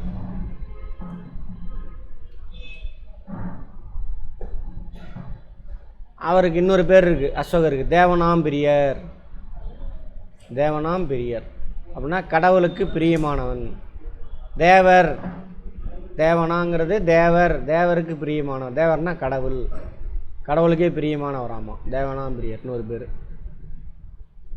அவர் ஒரே ஒரு சண்டை தான் போட்டிருப்பார். சரியா? கலிங்கனா ஒடிசா இந்த ஏரியா. இங்கே இப்போ உள்ள ஒடிசா தான் பழைய பேர் கலிங்கம். அங்கே மட்டும் ஒரே ஒரு சண்டை போட்டிருப்பார். அதில் நிறைய பேர் இறக்கிறத பார்த்து மனசு கஷ்டப்பட்டு அதிலேருந்து என்ன பண்ணுவார்? எந்த நாட்டு மீறும் போர் தொடுக்க மாட்டேன்ட்டுருவார். ஆனால் அந்த போருக்கு முன்னாடி அவர் கூட பிறந்தவங்க அண்ணன் தம்பிங்க 100 பேராமா. என்ன அப்படி பார்க்குறீங்க? 100 பேர் அண்ணன் தம்பிங்க. அதில் 99 பேரை கொண்டு வராமல் ஒரு தம்பியை மட்டும் விட்டு வராமல். அப்போ தான் அவர் பதவியில் இருக்க முடியும் அப்படின்னு சொல்லிட்டு. 261 புது ஆண்டுக்கு முன்னாடி எந்த ஆண்டு நடந்ததுன்னு பார்த்துக்கோங்க. கலிங்க போர் 261. அந்த போரை பற்றி எங்கே சொல்லியிருக்காருன்னா அவருடைய பாறை கல்வெட்டு, 13வது பாறை கல்வெட்டு. இங்கே கண்டுபிடிக்கிறாங்கல்ல, கண்டுபிடிக்கும் போது 1, 2 பேர் வைப்பானுங்க. இப்போ இந்த வரலாற்று அறிஞர்கள் நம்ம காலத்தை சேர்ந்தவங்க 13வது பாறை கல்வெட்டில் அசோகர் அதை பற்றி சொல்லியிருக்காங்க. அதேமாதிரி வரலாற்று அறிஞர் நம்ம காலத்தை சேர்ந்தவங்க H.G. வெல்ஸ், ஒரு நட்சத்திரம் போல பிரகாசமாக ஒளிர்கிறார் இன்று வரை. இன்னும் பேசுகிறோமா? அசோகரை பற்றி பேசுகிறோமா? சொன்னவர் யார்? H.G. வெல்ஸ். சொன்னது யாருன்னு கேட்பாங்க.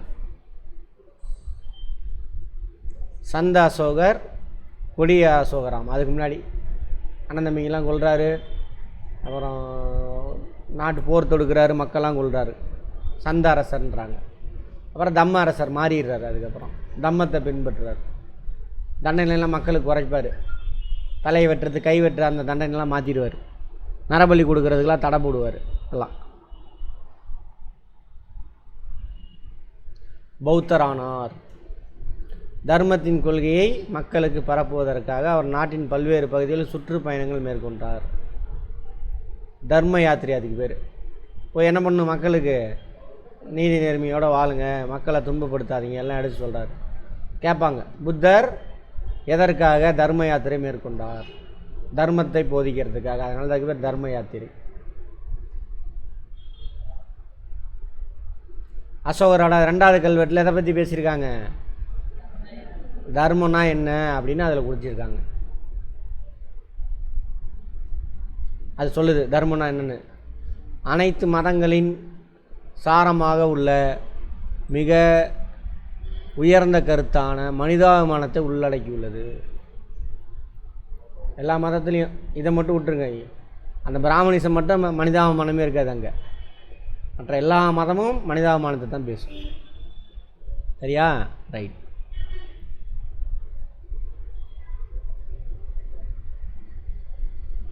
அதில் இரக்க உணர்வு, அறக்கொடை, தூய்மையாக இருக்கணும், புனிதத்தன்மை, சுய கட்டுப்பாடு, உண்மையாக இருக்கணும், மூத்தோர், ஆசிரியர், பெற்றோர் ஆகியோர் மரியாதை எல்லாம் கொடுக்கணும் அப்படிங்கிறாங்க. இதெல்லாம் அதில் சொல்லியிருக்காரு இந்த அறத்தில்.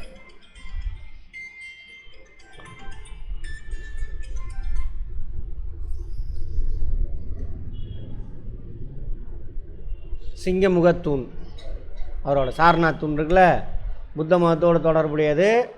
சாரநாத்தில் ஒரு தூண் வச்சுருக்காங்க. யார் வச்சது அதை? அசோகர். அசோகர் தான் வைக்கிறார். அதில் வந்து என்ன எடுக்கிறாங்க, அந்த எம்பலம், அசோக சக்கரம், அதெல்லாம் அங்கேருந்து எடுக்கிறாங்க. இந்தியாவோட எம்பலம் இது. ஓகேவா? ரைட். இதில் 4 சிங்கம் இருக்கும். இந்த அசோக சக்கரம். எத்தனை ஆரக்கல் இருக்குன்னு பார்த்தோம்? 24. இது இந்த சக்கரம் எங்கே இருக்கும்? தேசிய கொடியில், சாரநாத்லையா? அவர் தன்னுடைய மகன் மகிந்தாவையும் மகள் சங்கமித்ராவையும் பௌத்தத்தை பரப்புவதற்காக இலங்கைக்கு அனுப்பி வைத்தனர். யார்? அசோகர். இலங்கைக்கு அனுப்பி வைக்கிறாங்க. அவங்க பேர் என்ன? சங்கமித்ரா, மகிந்தா. அதுபோக மேற்காசியா. எது மேற்காசியா? ஞாபகம் எடுத்தோமா இல்லையா? இந்த மேற்காசியா, இந்த ஏரியாலாம். இங்கே ஈராக்கு, இந்த பக்கம் எகிப்து, கிழக்கு ஐரோப்பா ஆகிய பகுதிகளுக்கு சமய பரப்பால் அனுப்பி வைத்தார்.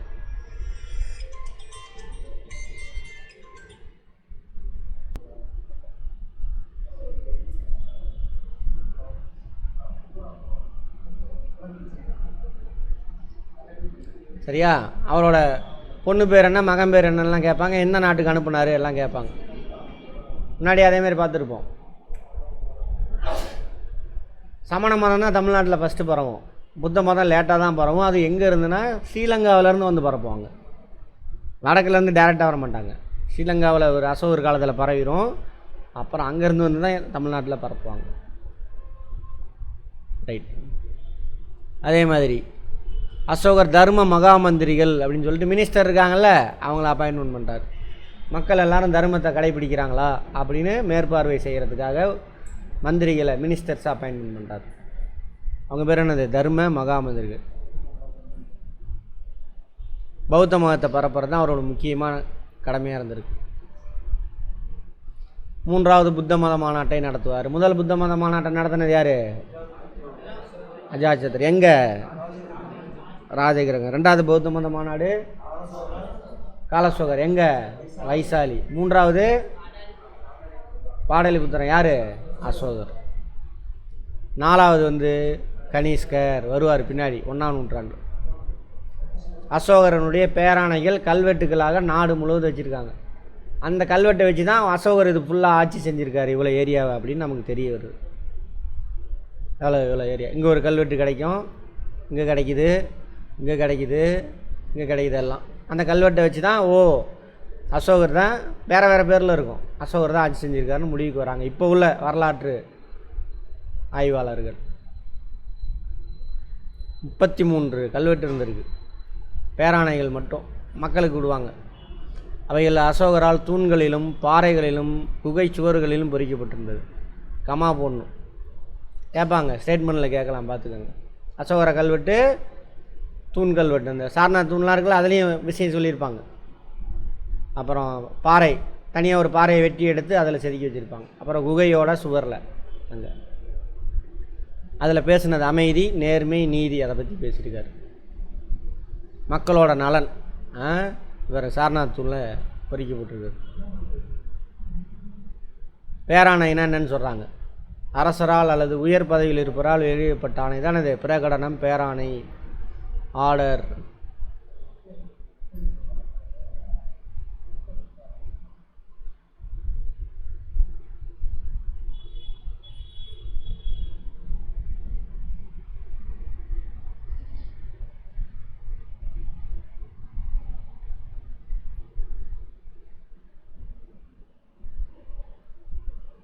அஃபீஷியல் ஆர்டர் அல்லது ப்ரொக்ளமேஷன், பேராணை அப்படிங்கிறது. சரியா?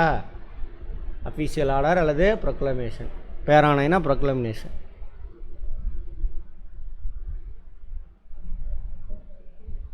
எழுத்து முறை, அந்தந்த ஏரியா மக்கள் என்ன எழுத்து பேசுகிறாங்களோ, என்ன மொழி பேசுகிறாங்களோ அந்தந்த எழுத்து.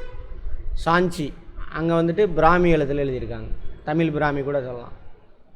அந்த பீகார், மத்திய பிரதேசத்தில் அங்கே சாஞ்சி ஸ்தூபி இருக்குல்ல, அது. காந்தகார், காந்தகார்னால் வடமேற்கு இந்தியா. இங்கே அங்கே கிரேக்கர்கள் இருக்காங்களா, ஸோ கிரேக்க எழுத்து வேறு, அரபிக் மொழி, அது வடமேற்கு பகுதியில். அதேமாரி கரோஸ்தி, அது கொஞ்சம் கீழே இந்த பக்கம் வந்தீங்கன்னா கரோஸ்தி. கேட்பாங்க எந்தெந்த ஏரியாவில் என்ன எழுத்து பயன்படுத்தினார் அசோகர். சாஞ்சியில் பிராமி எழுத்து, கந்தகார்னு சொல்லுவாங்க, காந்தகார்னு போட்டிருக்காங்க. கந்தகார் அங்கே ஆப்கானிஸ்தான் பக்கம், கிரேக்கம், அராமிக். கொஞ்சம் கீழே வந்தீங்க வடமேற்கு பகுதி, கரோஸ்தி.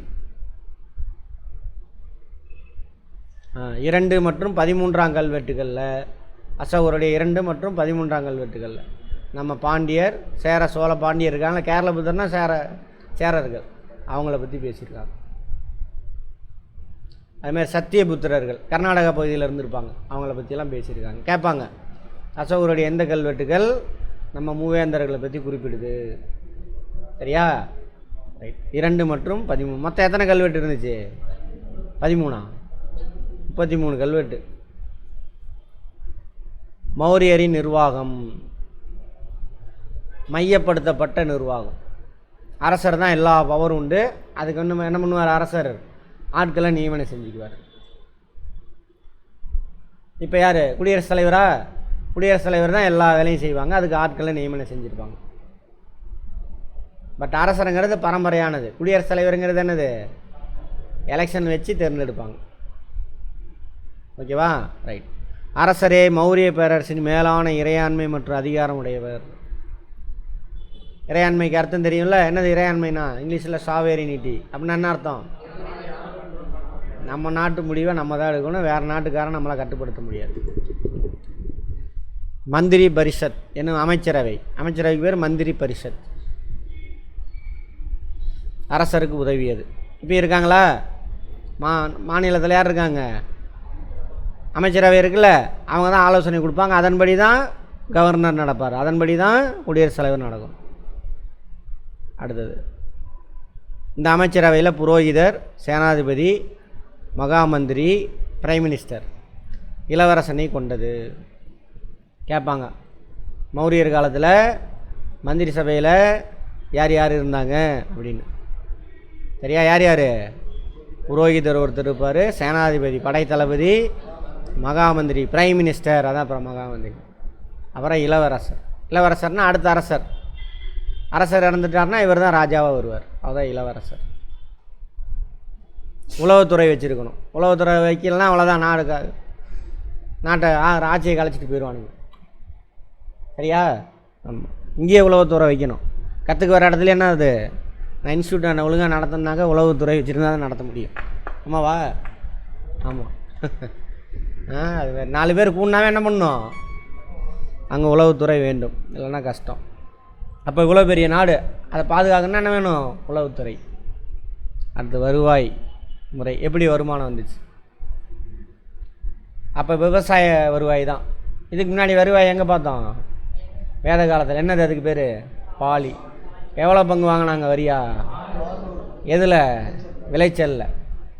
விவசாயத்துலேருந்து வர வரி தான் அரசாங்கத்துக்கு முக்கியமான வரி. அதே தான் அப்படியே தொடருது. லும்பியினுடைய லும்பினி. லும்பினி எங்கே? எது? யார்? மகாவீரரா? புத்தர் பிறந்த இடம் நமக்கு இருக்கா?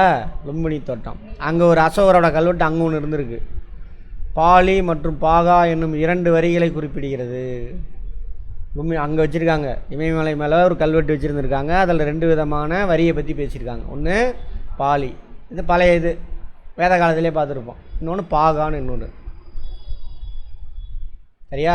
அதே அளவு தான், 6ல் 1 பங்கு தான். அப்புறம் அதுபோக காடு, சுரங்கம், உப்பு, நீர்ப்பாசனம் ஆகியவற்றிலிருந்து பெறப்பட்ட வரிகள் அரசு கூடுதல் வரி. அது போக எக்ஸ்ட்ரா வாங்குறாங்க. காடு மரம்லாம் வெட்டினா வரி கொடுக்கணும். மைனிங், இரும்பு தாது இதெல்லாம் வெட்டி எடுத்துன்னா அதுக்கு வரி கொடுக்கணும். இப்போ வரைக்கும் இருக்கா? மண் வெட்டி எடுத்துகிட்டு போனால் அரசாங்கத்துக்கு பணம் கொடுத்துட்டு தான் எடுத்துக்கணும். அப்புறம் உப்பு, அதுக்கு வரி. நீர்ப்பாசனம் இன்னும் இருக்குது. கிராமத்தில் வயல் வச்சுருந்து ஏரியிலேருந்து நீ தண்ணி வாங்கின அப்படின்னாக்கா வருஷம் வரி கட்டணும். அதுக்கு ஏரி பாசனமோ ஆற்று பாசனமோ இருந்தால் நீ தண்ணி வரி கட்டணும். இப்போ வரைக்கும் இருக்குது இதெல்லாம். ஸோ அதெல்லாம் அப்போவே இருந்திருக்கு. மூளை. அரசு வருவாயில் பெரும்பகுதி இராணுவத்திற்கு ஊதியமாக வழங்கப்பட்டது. இப்பயும் அதே கதை தான். இராணுவத்துக்கு தான் அதிகமாக செலவு பண்ணுறோம். அரசு அதிகாரிகளுக்கான ஊதியம் அது போக கொடுக்குறாங்களா? அப்பயும் சம்பளம் தான் அதிகமாக கொடுக்குறோம். அறக்கட்டளைகள், நீர்ப்பாசன திட்டங்கள், சாலை அமைத்தல் போன்ற பொதுப்பணி. அரசாங்கத்தோட முக்கியமான வேலை என்னது? இது தான். நாட்டை பாதுகாக்கணும். இராணுவம் உள்நாட்டுக்குள்ளே சண்டை சச்சரவு இல்லாமல் பார்த்துக்கணும். போலீஸு கரெக்டாக இதெல்லாம் செய்யணும்னா அதிகாரிகள் அவங்களாம் மெயின்டைன் பண்ணணும். ஓகே, அவங்களுக்கெல்லாம் சம்பளம் கொடுக்கணும். அது போக என்ன பண்ணணும்? அடிப்படை கட்டமைப்பு வசதியை மேம்படுத்தணும். அதான் அரசாங்கத்தோட முக்கிய வேலை. சிவிக்ஸில் பார்த்தோமா? பார்க்காதவங்க பார்ப்போம். எல்லா சப்ஜெக்டும் முடிச்சுட்டு ஹிஸ்ட்ரி படிச்சுன்னா இன்னும் இன்ட்ரெஸ்டிங்காக இருக்கும். சோசியல் சயின்ஸ்லாம் இருக்குல்ல, ஜாகிரஃபி, எக்கனாமிக்ஸு, சிவிக்ஸ், இது 3 முடிச்சுட்டு ஹிஸ்ட்ரி படிக்கணும். நல்லாயிருக்கும். அதான் வீடியோ இருக்கே பாருங்கள். நீதி நிர்வாகம். இப்போ நீதி நிர்வாகத்துக்கு என்ன இருக்குது? ஜுடிஷியரி, நீதிமன்றம்லாம் இருக்கா? அது மாதிரி அரசரே நீதித்துறையின் தலைவராவார். அவரே மேல்முறையீட்டு நீதிமன்றம். இப்போயும் இருக்கா? ஒருத்தன் தண்டனை வாங்கிட்ட ஹைகோர்ட்டுக்கு போகலாம், அங்கேயும் தண்டனை கன்ஃபார்ம் ஆயிடுச்சு. சுப்ரீம் கோர்ட்டுக்கு போகலாம், அங்கேயும் கன்ஃபார்ம் ஆயிடுச்சு. எங்கே கொண்டு போய் அப்பீல் பண்ணலாம்? குடியரசுத் தலைவருக்கு அப்பீல் பண்ணலாம். சரியா? குடியரசுத் தலைவர்னால் அவர் முடிவு எடுப்பாரா? அமைச்சரவை சொல்கிறதுபடி முடிவு எடுப்பார். சரி, அதேமாதிரி அப்போ. ஆனால் அங்கே அமைச்சரவை தேவையில்லை, ராஜா பார்த்து முடிவு எடுத்துக்குவார். அப்போது அரசர் தனக்கு கீழான பல துணை நீதிபதிகளை நியமித்துக் கொள்வார். இப்போ இருக்குல்ல அதே செட்டப் தான். அப்போலாம் சிவிக்ஸ் முடிக்காதவங்க வெயிட் பண்ணுங்கள், பார்ப்போம். தண்டனைகள் கடுமையாக இருந்தன. பட் அசோகர் அந்த தண்டனையை கொஞ்சம் தளர்த்துவார். இராணுவ நிர்வாகம். இப்போயும் படைக்கு யார் தளபதி? குடியரசுத் தலைவர். அதே தான் அங்கே ராஜா. ஆனால் இது டம்மி பீஸு, அது ரியல் பீஸ் ராஜா. சரியா? பார்ப்போம், சிவிக்ஸ் பார்ப்போம். சிவிக்ஸ் அட்டன் பண்ணாதவங்க கொஞ்சம் இது புரியாது, பார்ப்போம். அரசர் தான் தளபதி. அதுபோக அந்த இதை நிர்வகிக்கிறதுக்கு 30 பேர் கொண்ட குழு. அதில் 5 குழு, ஒவ்வொரு குழுவிலையும் 6 பேர் இருப்பாங்க. ஒவ்வொரு குழுவில் 5 பேர், 6 குழு. 1 2 3 4 5 6 வேலையை பார்க்குறாங்க. கடற்படை, அதுக்கு ஒரு குழு. போக்குவரத்து விநியோகத்துக்கு, ஆயுதெல்லாம் மெயின்டைன் பண்ணணும். இப்பயும் அதே மாதிரி தான், ஆர்மரின்னு சொல்லுவாங்க. டிரான்ஸ்போர்ட்டு, சப்ளை, அதெல்லாம் அவங்க பார்த்துக்கணும். பொருள் சப்ளை, அவன் எல்லையில் சண்டை போட்டுக்கிட்டு இருப்பான், அவன் கொண்டு போய் அவனுக்கு எல்லாம் சப்ளை பண்ணிகிட்டே இருக்கணும். அடுத்து இன்ஃபேண்ட்ரி, காலாட்படை, காலில் நடந்து போய் சண்டை போடுவாங்க. இது ஆர்மரி.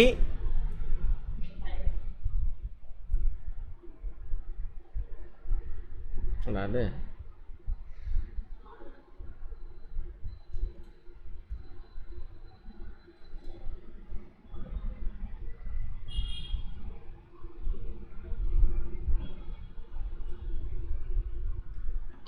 இதோட பின் எங்கே இருக்குது பாருங்க.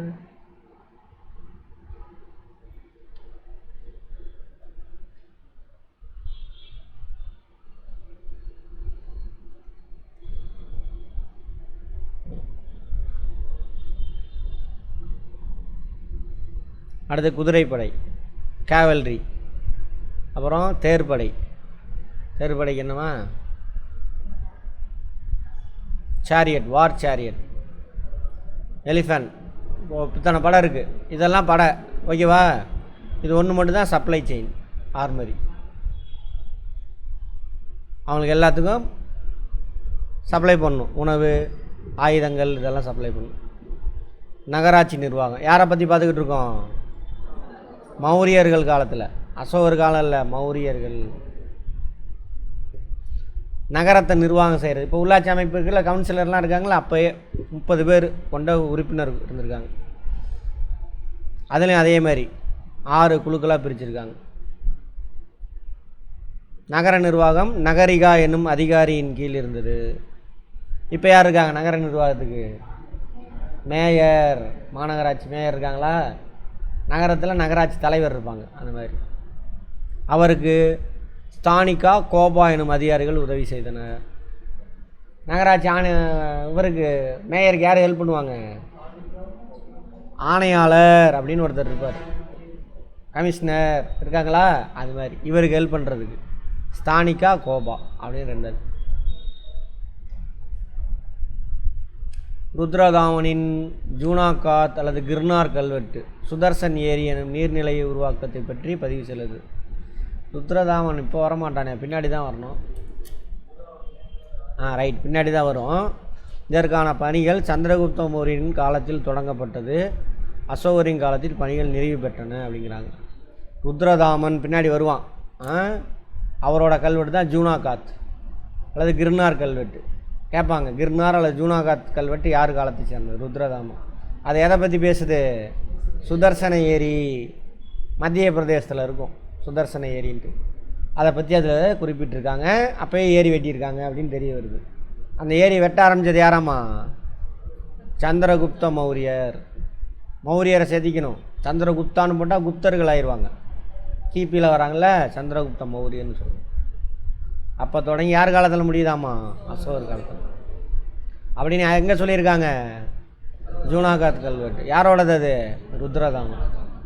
சரி, இப்போ மௌரியர் காலத்தில் இருந்த நாணயம், முன்னாடியே தங்க வெள்ளிலாம் வந்துருச்சே, அதெல்லாம் இருக்கும்.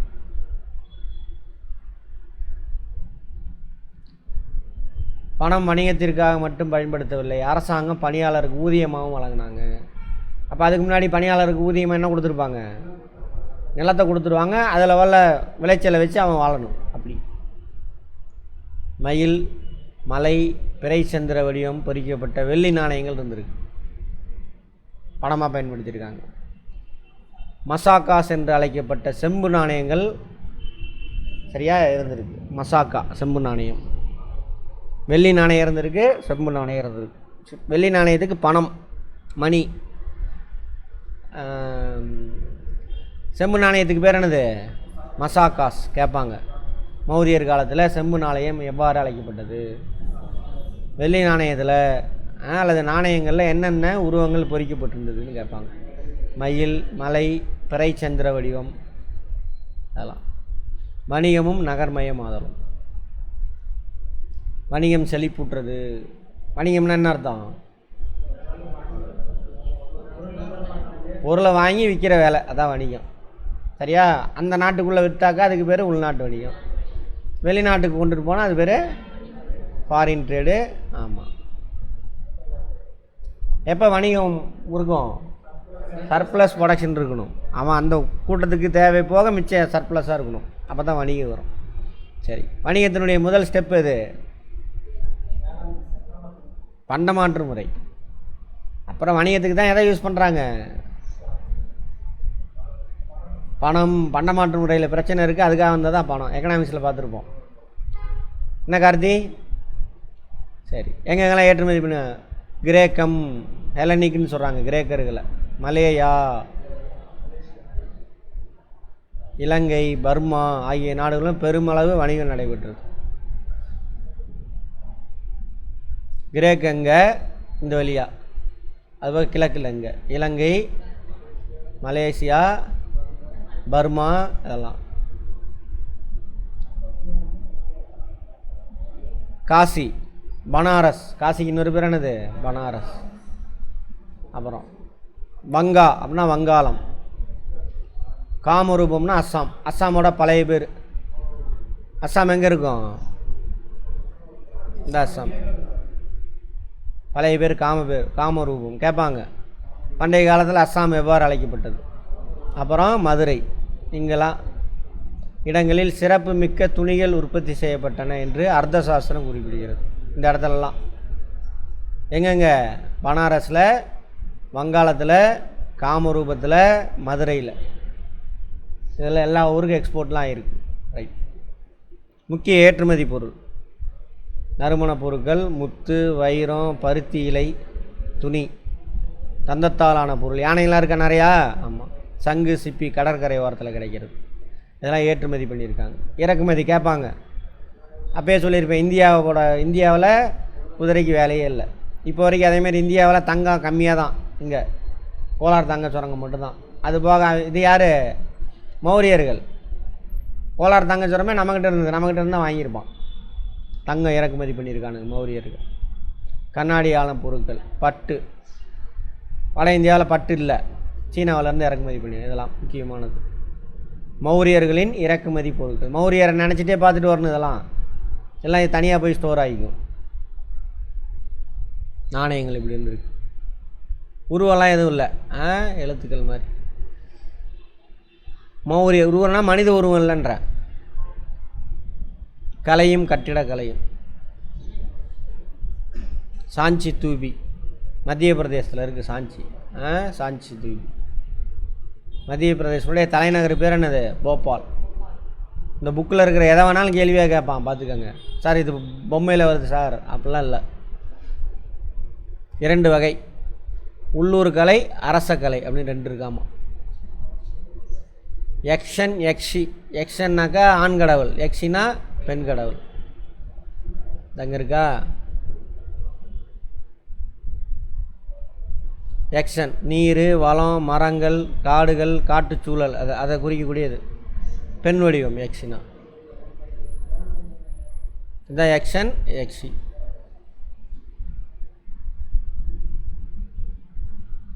இது உள்ளூர் கலை. அந்தந்த ஊரில், பெரிய நாடுல அந்தந்த ஊரில் இந்த மாதிரி கடவுள் இருந்தது. அதே அரச கலை தலைநகரங்களில் பாடலிபுத்திரம். அங்கே அரண்மனைகள், பொது கட்டடம், ஒற்றைக்கல் தூணு, பாறை குடைவரை கட்டடக்கலை, ஸ்தூஃபி. இதெல்லாம் ஸ்தூஃபினா என்ன? புத்தரோட எச்சங்களை வச்சு கட்டின நினைவிடம். இதுதான் ஸ்தூஃபி. இந்த டைப்பு தான் எங்கே கட்டி வச்சுக்கிட்டு கதை விட்டுட்ருக்கான். ஆமாம், ஸ்தூஃபி. செங்கல் மற்றும் கற்களால் கட்டப்பட்டுள்ள அரைகோள வடிவம். என்ன நடக்குங்க? அரைகோளம்னா உள்ள எதிரொலிப்பு நடந்து ஒரு இடத்துல குவிக்கும். அப்போ சவுண்டு அதிகமாக கேட்கும். ஆமாவா? என்ன ஆடி இது? ஆக்சுவலாக புலி ஆடி டைப் இது. புலி ஆடி என்ன பண்ணும்? குவிக்கும் ஒரு இடத்துல. பார்த்தோமா ஃபிசிக்ஸில்? ரைட். அவ்வளோதான். அந்த சயின்ஸை புரிஞ்சு வச்சுட்டு அவன் ஆகா ஓகன்னு கதை விட்டுக்கிட்டு இருக்கான். கடவுள் அது அப்படி இப்படின்ட்டு. அது இயற்கையாக நடக்கிற விஷயம். அடுத்தது குவி மாடம் போன்ற அமைப்பு. புத்தரினுடைய உடல் உறுப்புகளின் எச்சங்கள் ஸ்தூபியின் மையத்தில் வைக்கப்பட்டிருக்கும். அதுதான் அப்படியே. இங்கே என்ன வச்சுருக்காரு அவர்? லிங்கத்தை வச்சுருக்காரு. லிங்கத்தை வழிபட்டவர்கள் யார் சார் அப்படின்னா சிந்து சமவெளி மக்கள்.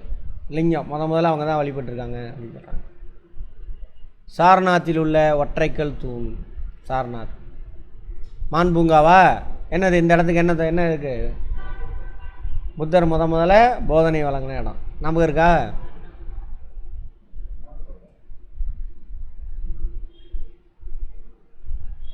பாறை குடைவரை கலையின் தொடக்கம். இந்த புத்த மத சமண மத துறவிகளாம் என்ன பண்ணுவாங்க? போயிட்டு குகையில் தான் தங்குவாங்க. அப்போ அங்கே வந்துட்டு சும்மா இருக்காமல் எதை செதுக்குறாங்க. நாகார்ஜுனா பராபர் குன்றுகளில் பாறை குடைவரை கோயில்கள் இருக்காமா. மலை இருக்குது, அதை குடஞ்சி கொண்டு வராங்க. புத்தகயாவுக்கு வடபுறம் பல குகைகள் இருக்காமா. பராபர் குன்றில் உள்ள 3 குகைகள் அசோகருடைய அர்ப்பணிப்பு கல்வெட்டுகள் உள்ளது. அங்கே எங்கே? பராபர் குன்று புத்தகயாவில்.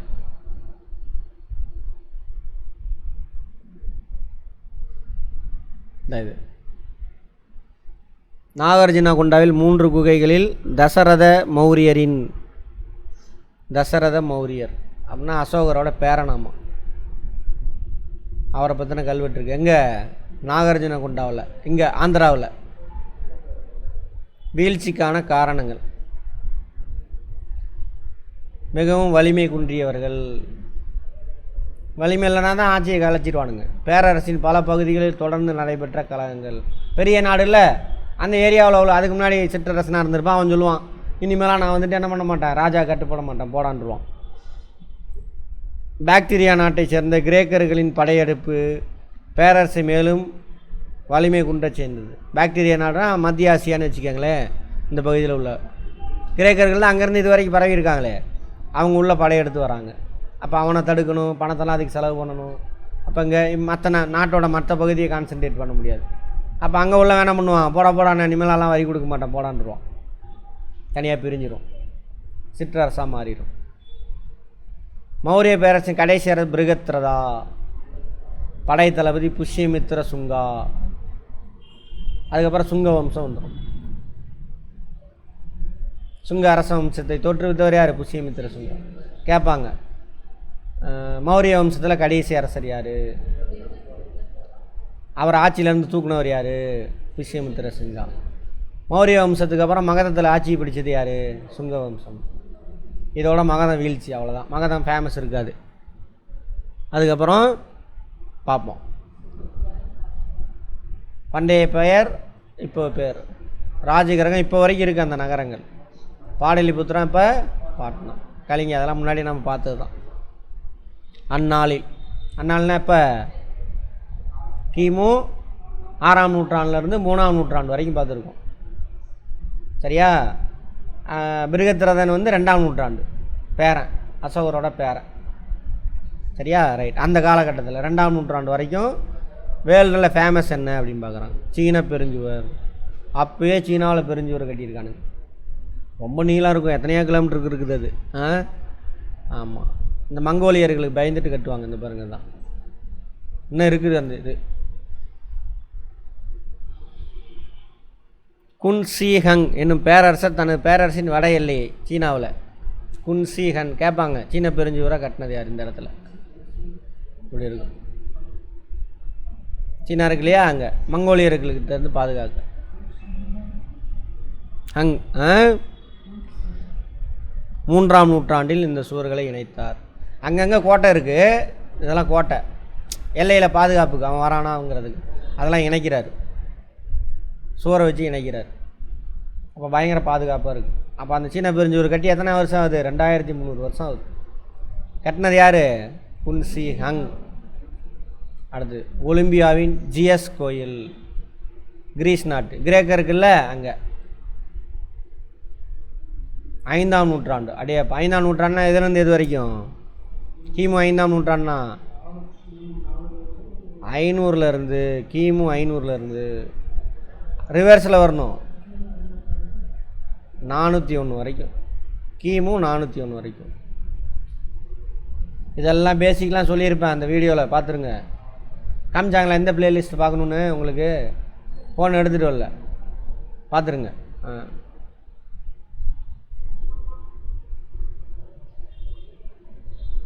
பண்டைய உலகின் 7 அதிசயங்கள் 1 எங்கே இருக்குது?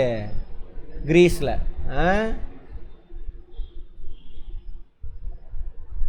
எந்த கடவுளுக்காக கட்டியிருக்கான்? ஜிஎஸ்.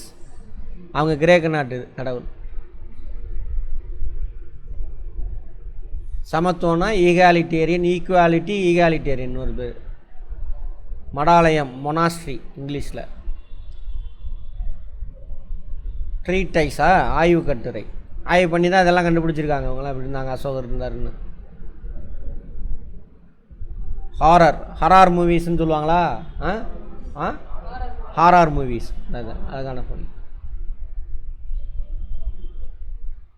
4 மகா ஜனபதங்கள் மிகவும் வலிமையான அரசு எது? 4 பெருசு முக்கியமான, அதில் மகதம். கௌதம புத்தரின் சமகாலத்தைச் சேர்ந்தவர். எந்த வம்சம்? அரியங்க வம்சம். யாரோட பையன்?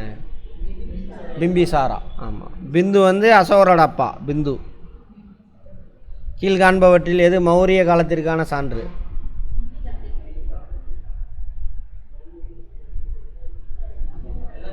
எல்லாமே. இது வெளிநாட்டில் உள்ளது, இது 2 உள்நாட்டில் உள்ளது. முத்ராட்சி எழுதினவர் யார்? விசாகதத்தர்னு நினைக்கிறேன். அர்த்த சாஸ்திரம் சாணக்கியர். இண்டிகா மெகஸ்தனிஸ். யாரோட போகிறாரு இவர்? பத்திரவா. எங்கே போகிறாரு? சரவண பெலகுலா. அங்கே ஒரு மலை பேர் இருக்கும், அது இதில் சொல்லலை. மலை பேர் இல்லை தானே? சொல்ல தானே? சந்திரகிரி ஏதோ ஒரு பேர் வரும், அந்த மலை பேர். போய் சரவண பெலகுலா போகலாமா?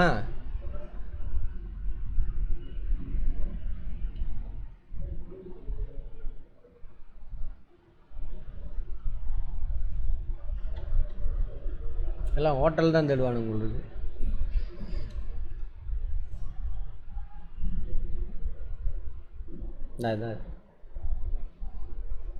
ஹெலிகாப்டரில் போய் பூ தூவானுங்க, அபிஷேகம் பண்ணுவானுங்க. அந்த மலை அங்கே தான் இறந்துடுறார்.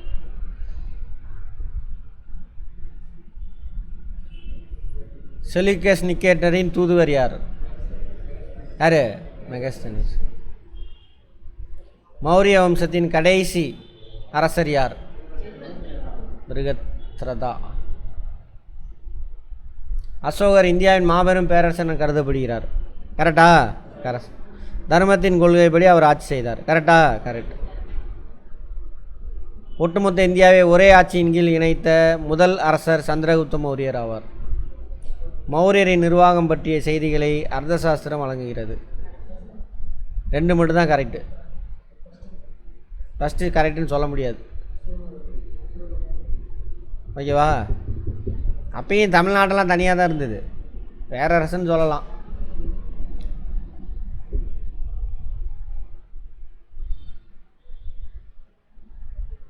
மகதத்தின் முதல் அரசர் சந்திரகுப்த மௌரியர். அப்படியா? அரியங்க வம்சம். அதில் யார் வருவா? ஆமாம். ராஜகிரகம் மகதத்தின் தலைநகராக இருந்தது. கரெக்டா? கரெக்ட்.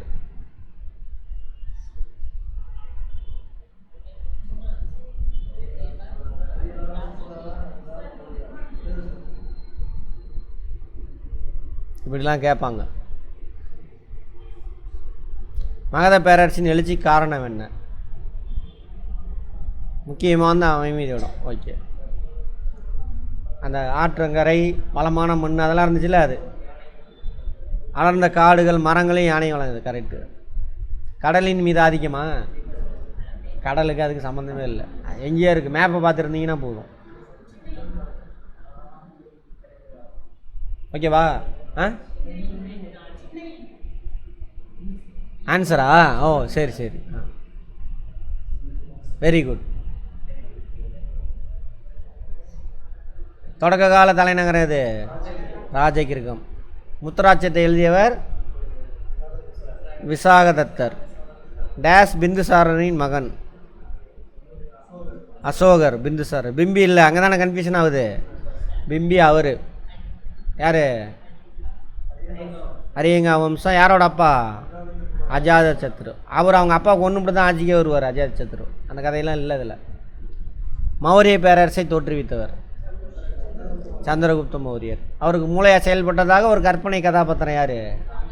சாணக்கியர். கற்பனை கதாபாத்திரம் தான் அது, வரலாற்று அறிஞர்கள் சொல்கிறாங்க. பின்னாடி செருகுனதுன்றானுங்க. நாடு முழுவதிலும் தர்மத்தை பரப்புவதற்காக டேஸ் பணியமர்த்தப்பட்டனர். தர்ம மகா மந்திரிகள். யார் அமர்த்தினது? அசோகர். சரியா தவறா? தேவனாம்பியா என்னும் பட்டம் சந்திரகுப்த மௌரியருக்கு வழங்கப்பட்டது. யாருக்கு? அசோகருக்கு. அசோகருக்கு. தப்பு. அசோகர் கலிங்கப்போரில் தோல்வி அடைந்த பின்னர் போரை கைவிட்டார். தோல்வி அடைஞ்சாரா? ஜெயிச்சிட்டார். அசோகருடைய தம்மா பௌத்த கொள்கையை அடிப்படையாக கொண்டது. கரெக்டா? கரெக்டு. நமது காகித பணத்தில் இடம்பெற்றுள்ள சிங்கங்கள் ராம்பூர்வா தூண்களில் காலை சிகர பகுதியிலிருந்து எடுக்கப்படுது. அப்படியா? சாரநாத் தூண்லேருந்து எடுத்தது. புத்தரின் உடல் உறுப்புகள் எச்சங்கள் ஸ்தூபியின் மையத்தில் வைக்கப்பட்டுள்ளன. கரெக்டா? Very good. மேட்ச் பண்ணுங்க.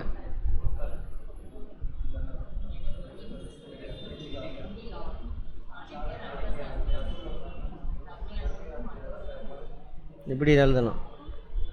3 மெகஸ்தனிஸ் 4 இதுதான் ஆன்சர். 2 தானே, 2 கடந்தவனே தெரிஞ்சிருச்சு. அங்கே எக்ஸாமில் நீ அந்த மாதிரி டைம் மிச்சம் பண்ணலாம். பட் இங்கே சால்வ் பண்ணுங்க. சாணக்கியா வருது சார். தர்ம யாத்திரை மத சுற்றுப்பயணம். தர்ம யாத்திரை அவ்வளோதான். இதோட எது நிற்கிது? 6ஆம் நூற்றாண்டுலேருந்து 2ஆம் நூற்றாண்டு வரைக்கும் மகதம் பேரரசு தோற்றம், அதை பற்றி பார்த்துருக்கோம். மகதத்தில் 4 டைனஸ்டி. அதில் கடைசி டைனஸ்டி எது? மௌரிய வம்சம். அதில் முக்கியமான அரசர்கள் 3 பேர். கடைசி அரசர் பார்த்தோம், இன்னொருத்தன் பார்த்துருப்போம், அசோகரோட பேரனில். நிறையா பிருகத்ரதனும் பேரன்தான். சரியா? சரி, ரைட். என்ன நடந்துச்சு, எது நடந்துச்சு?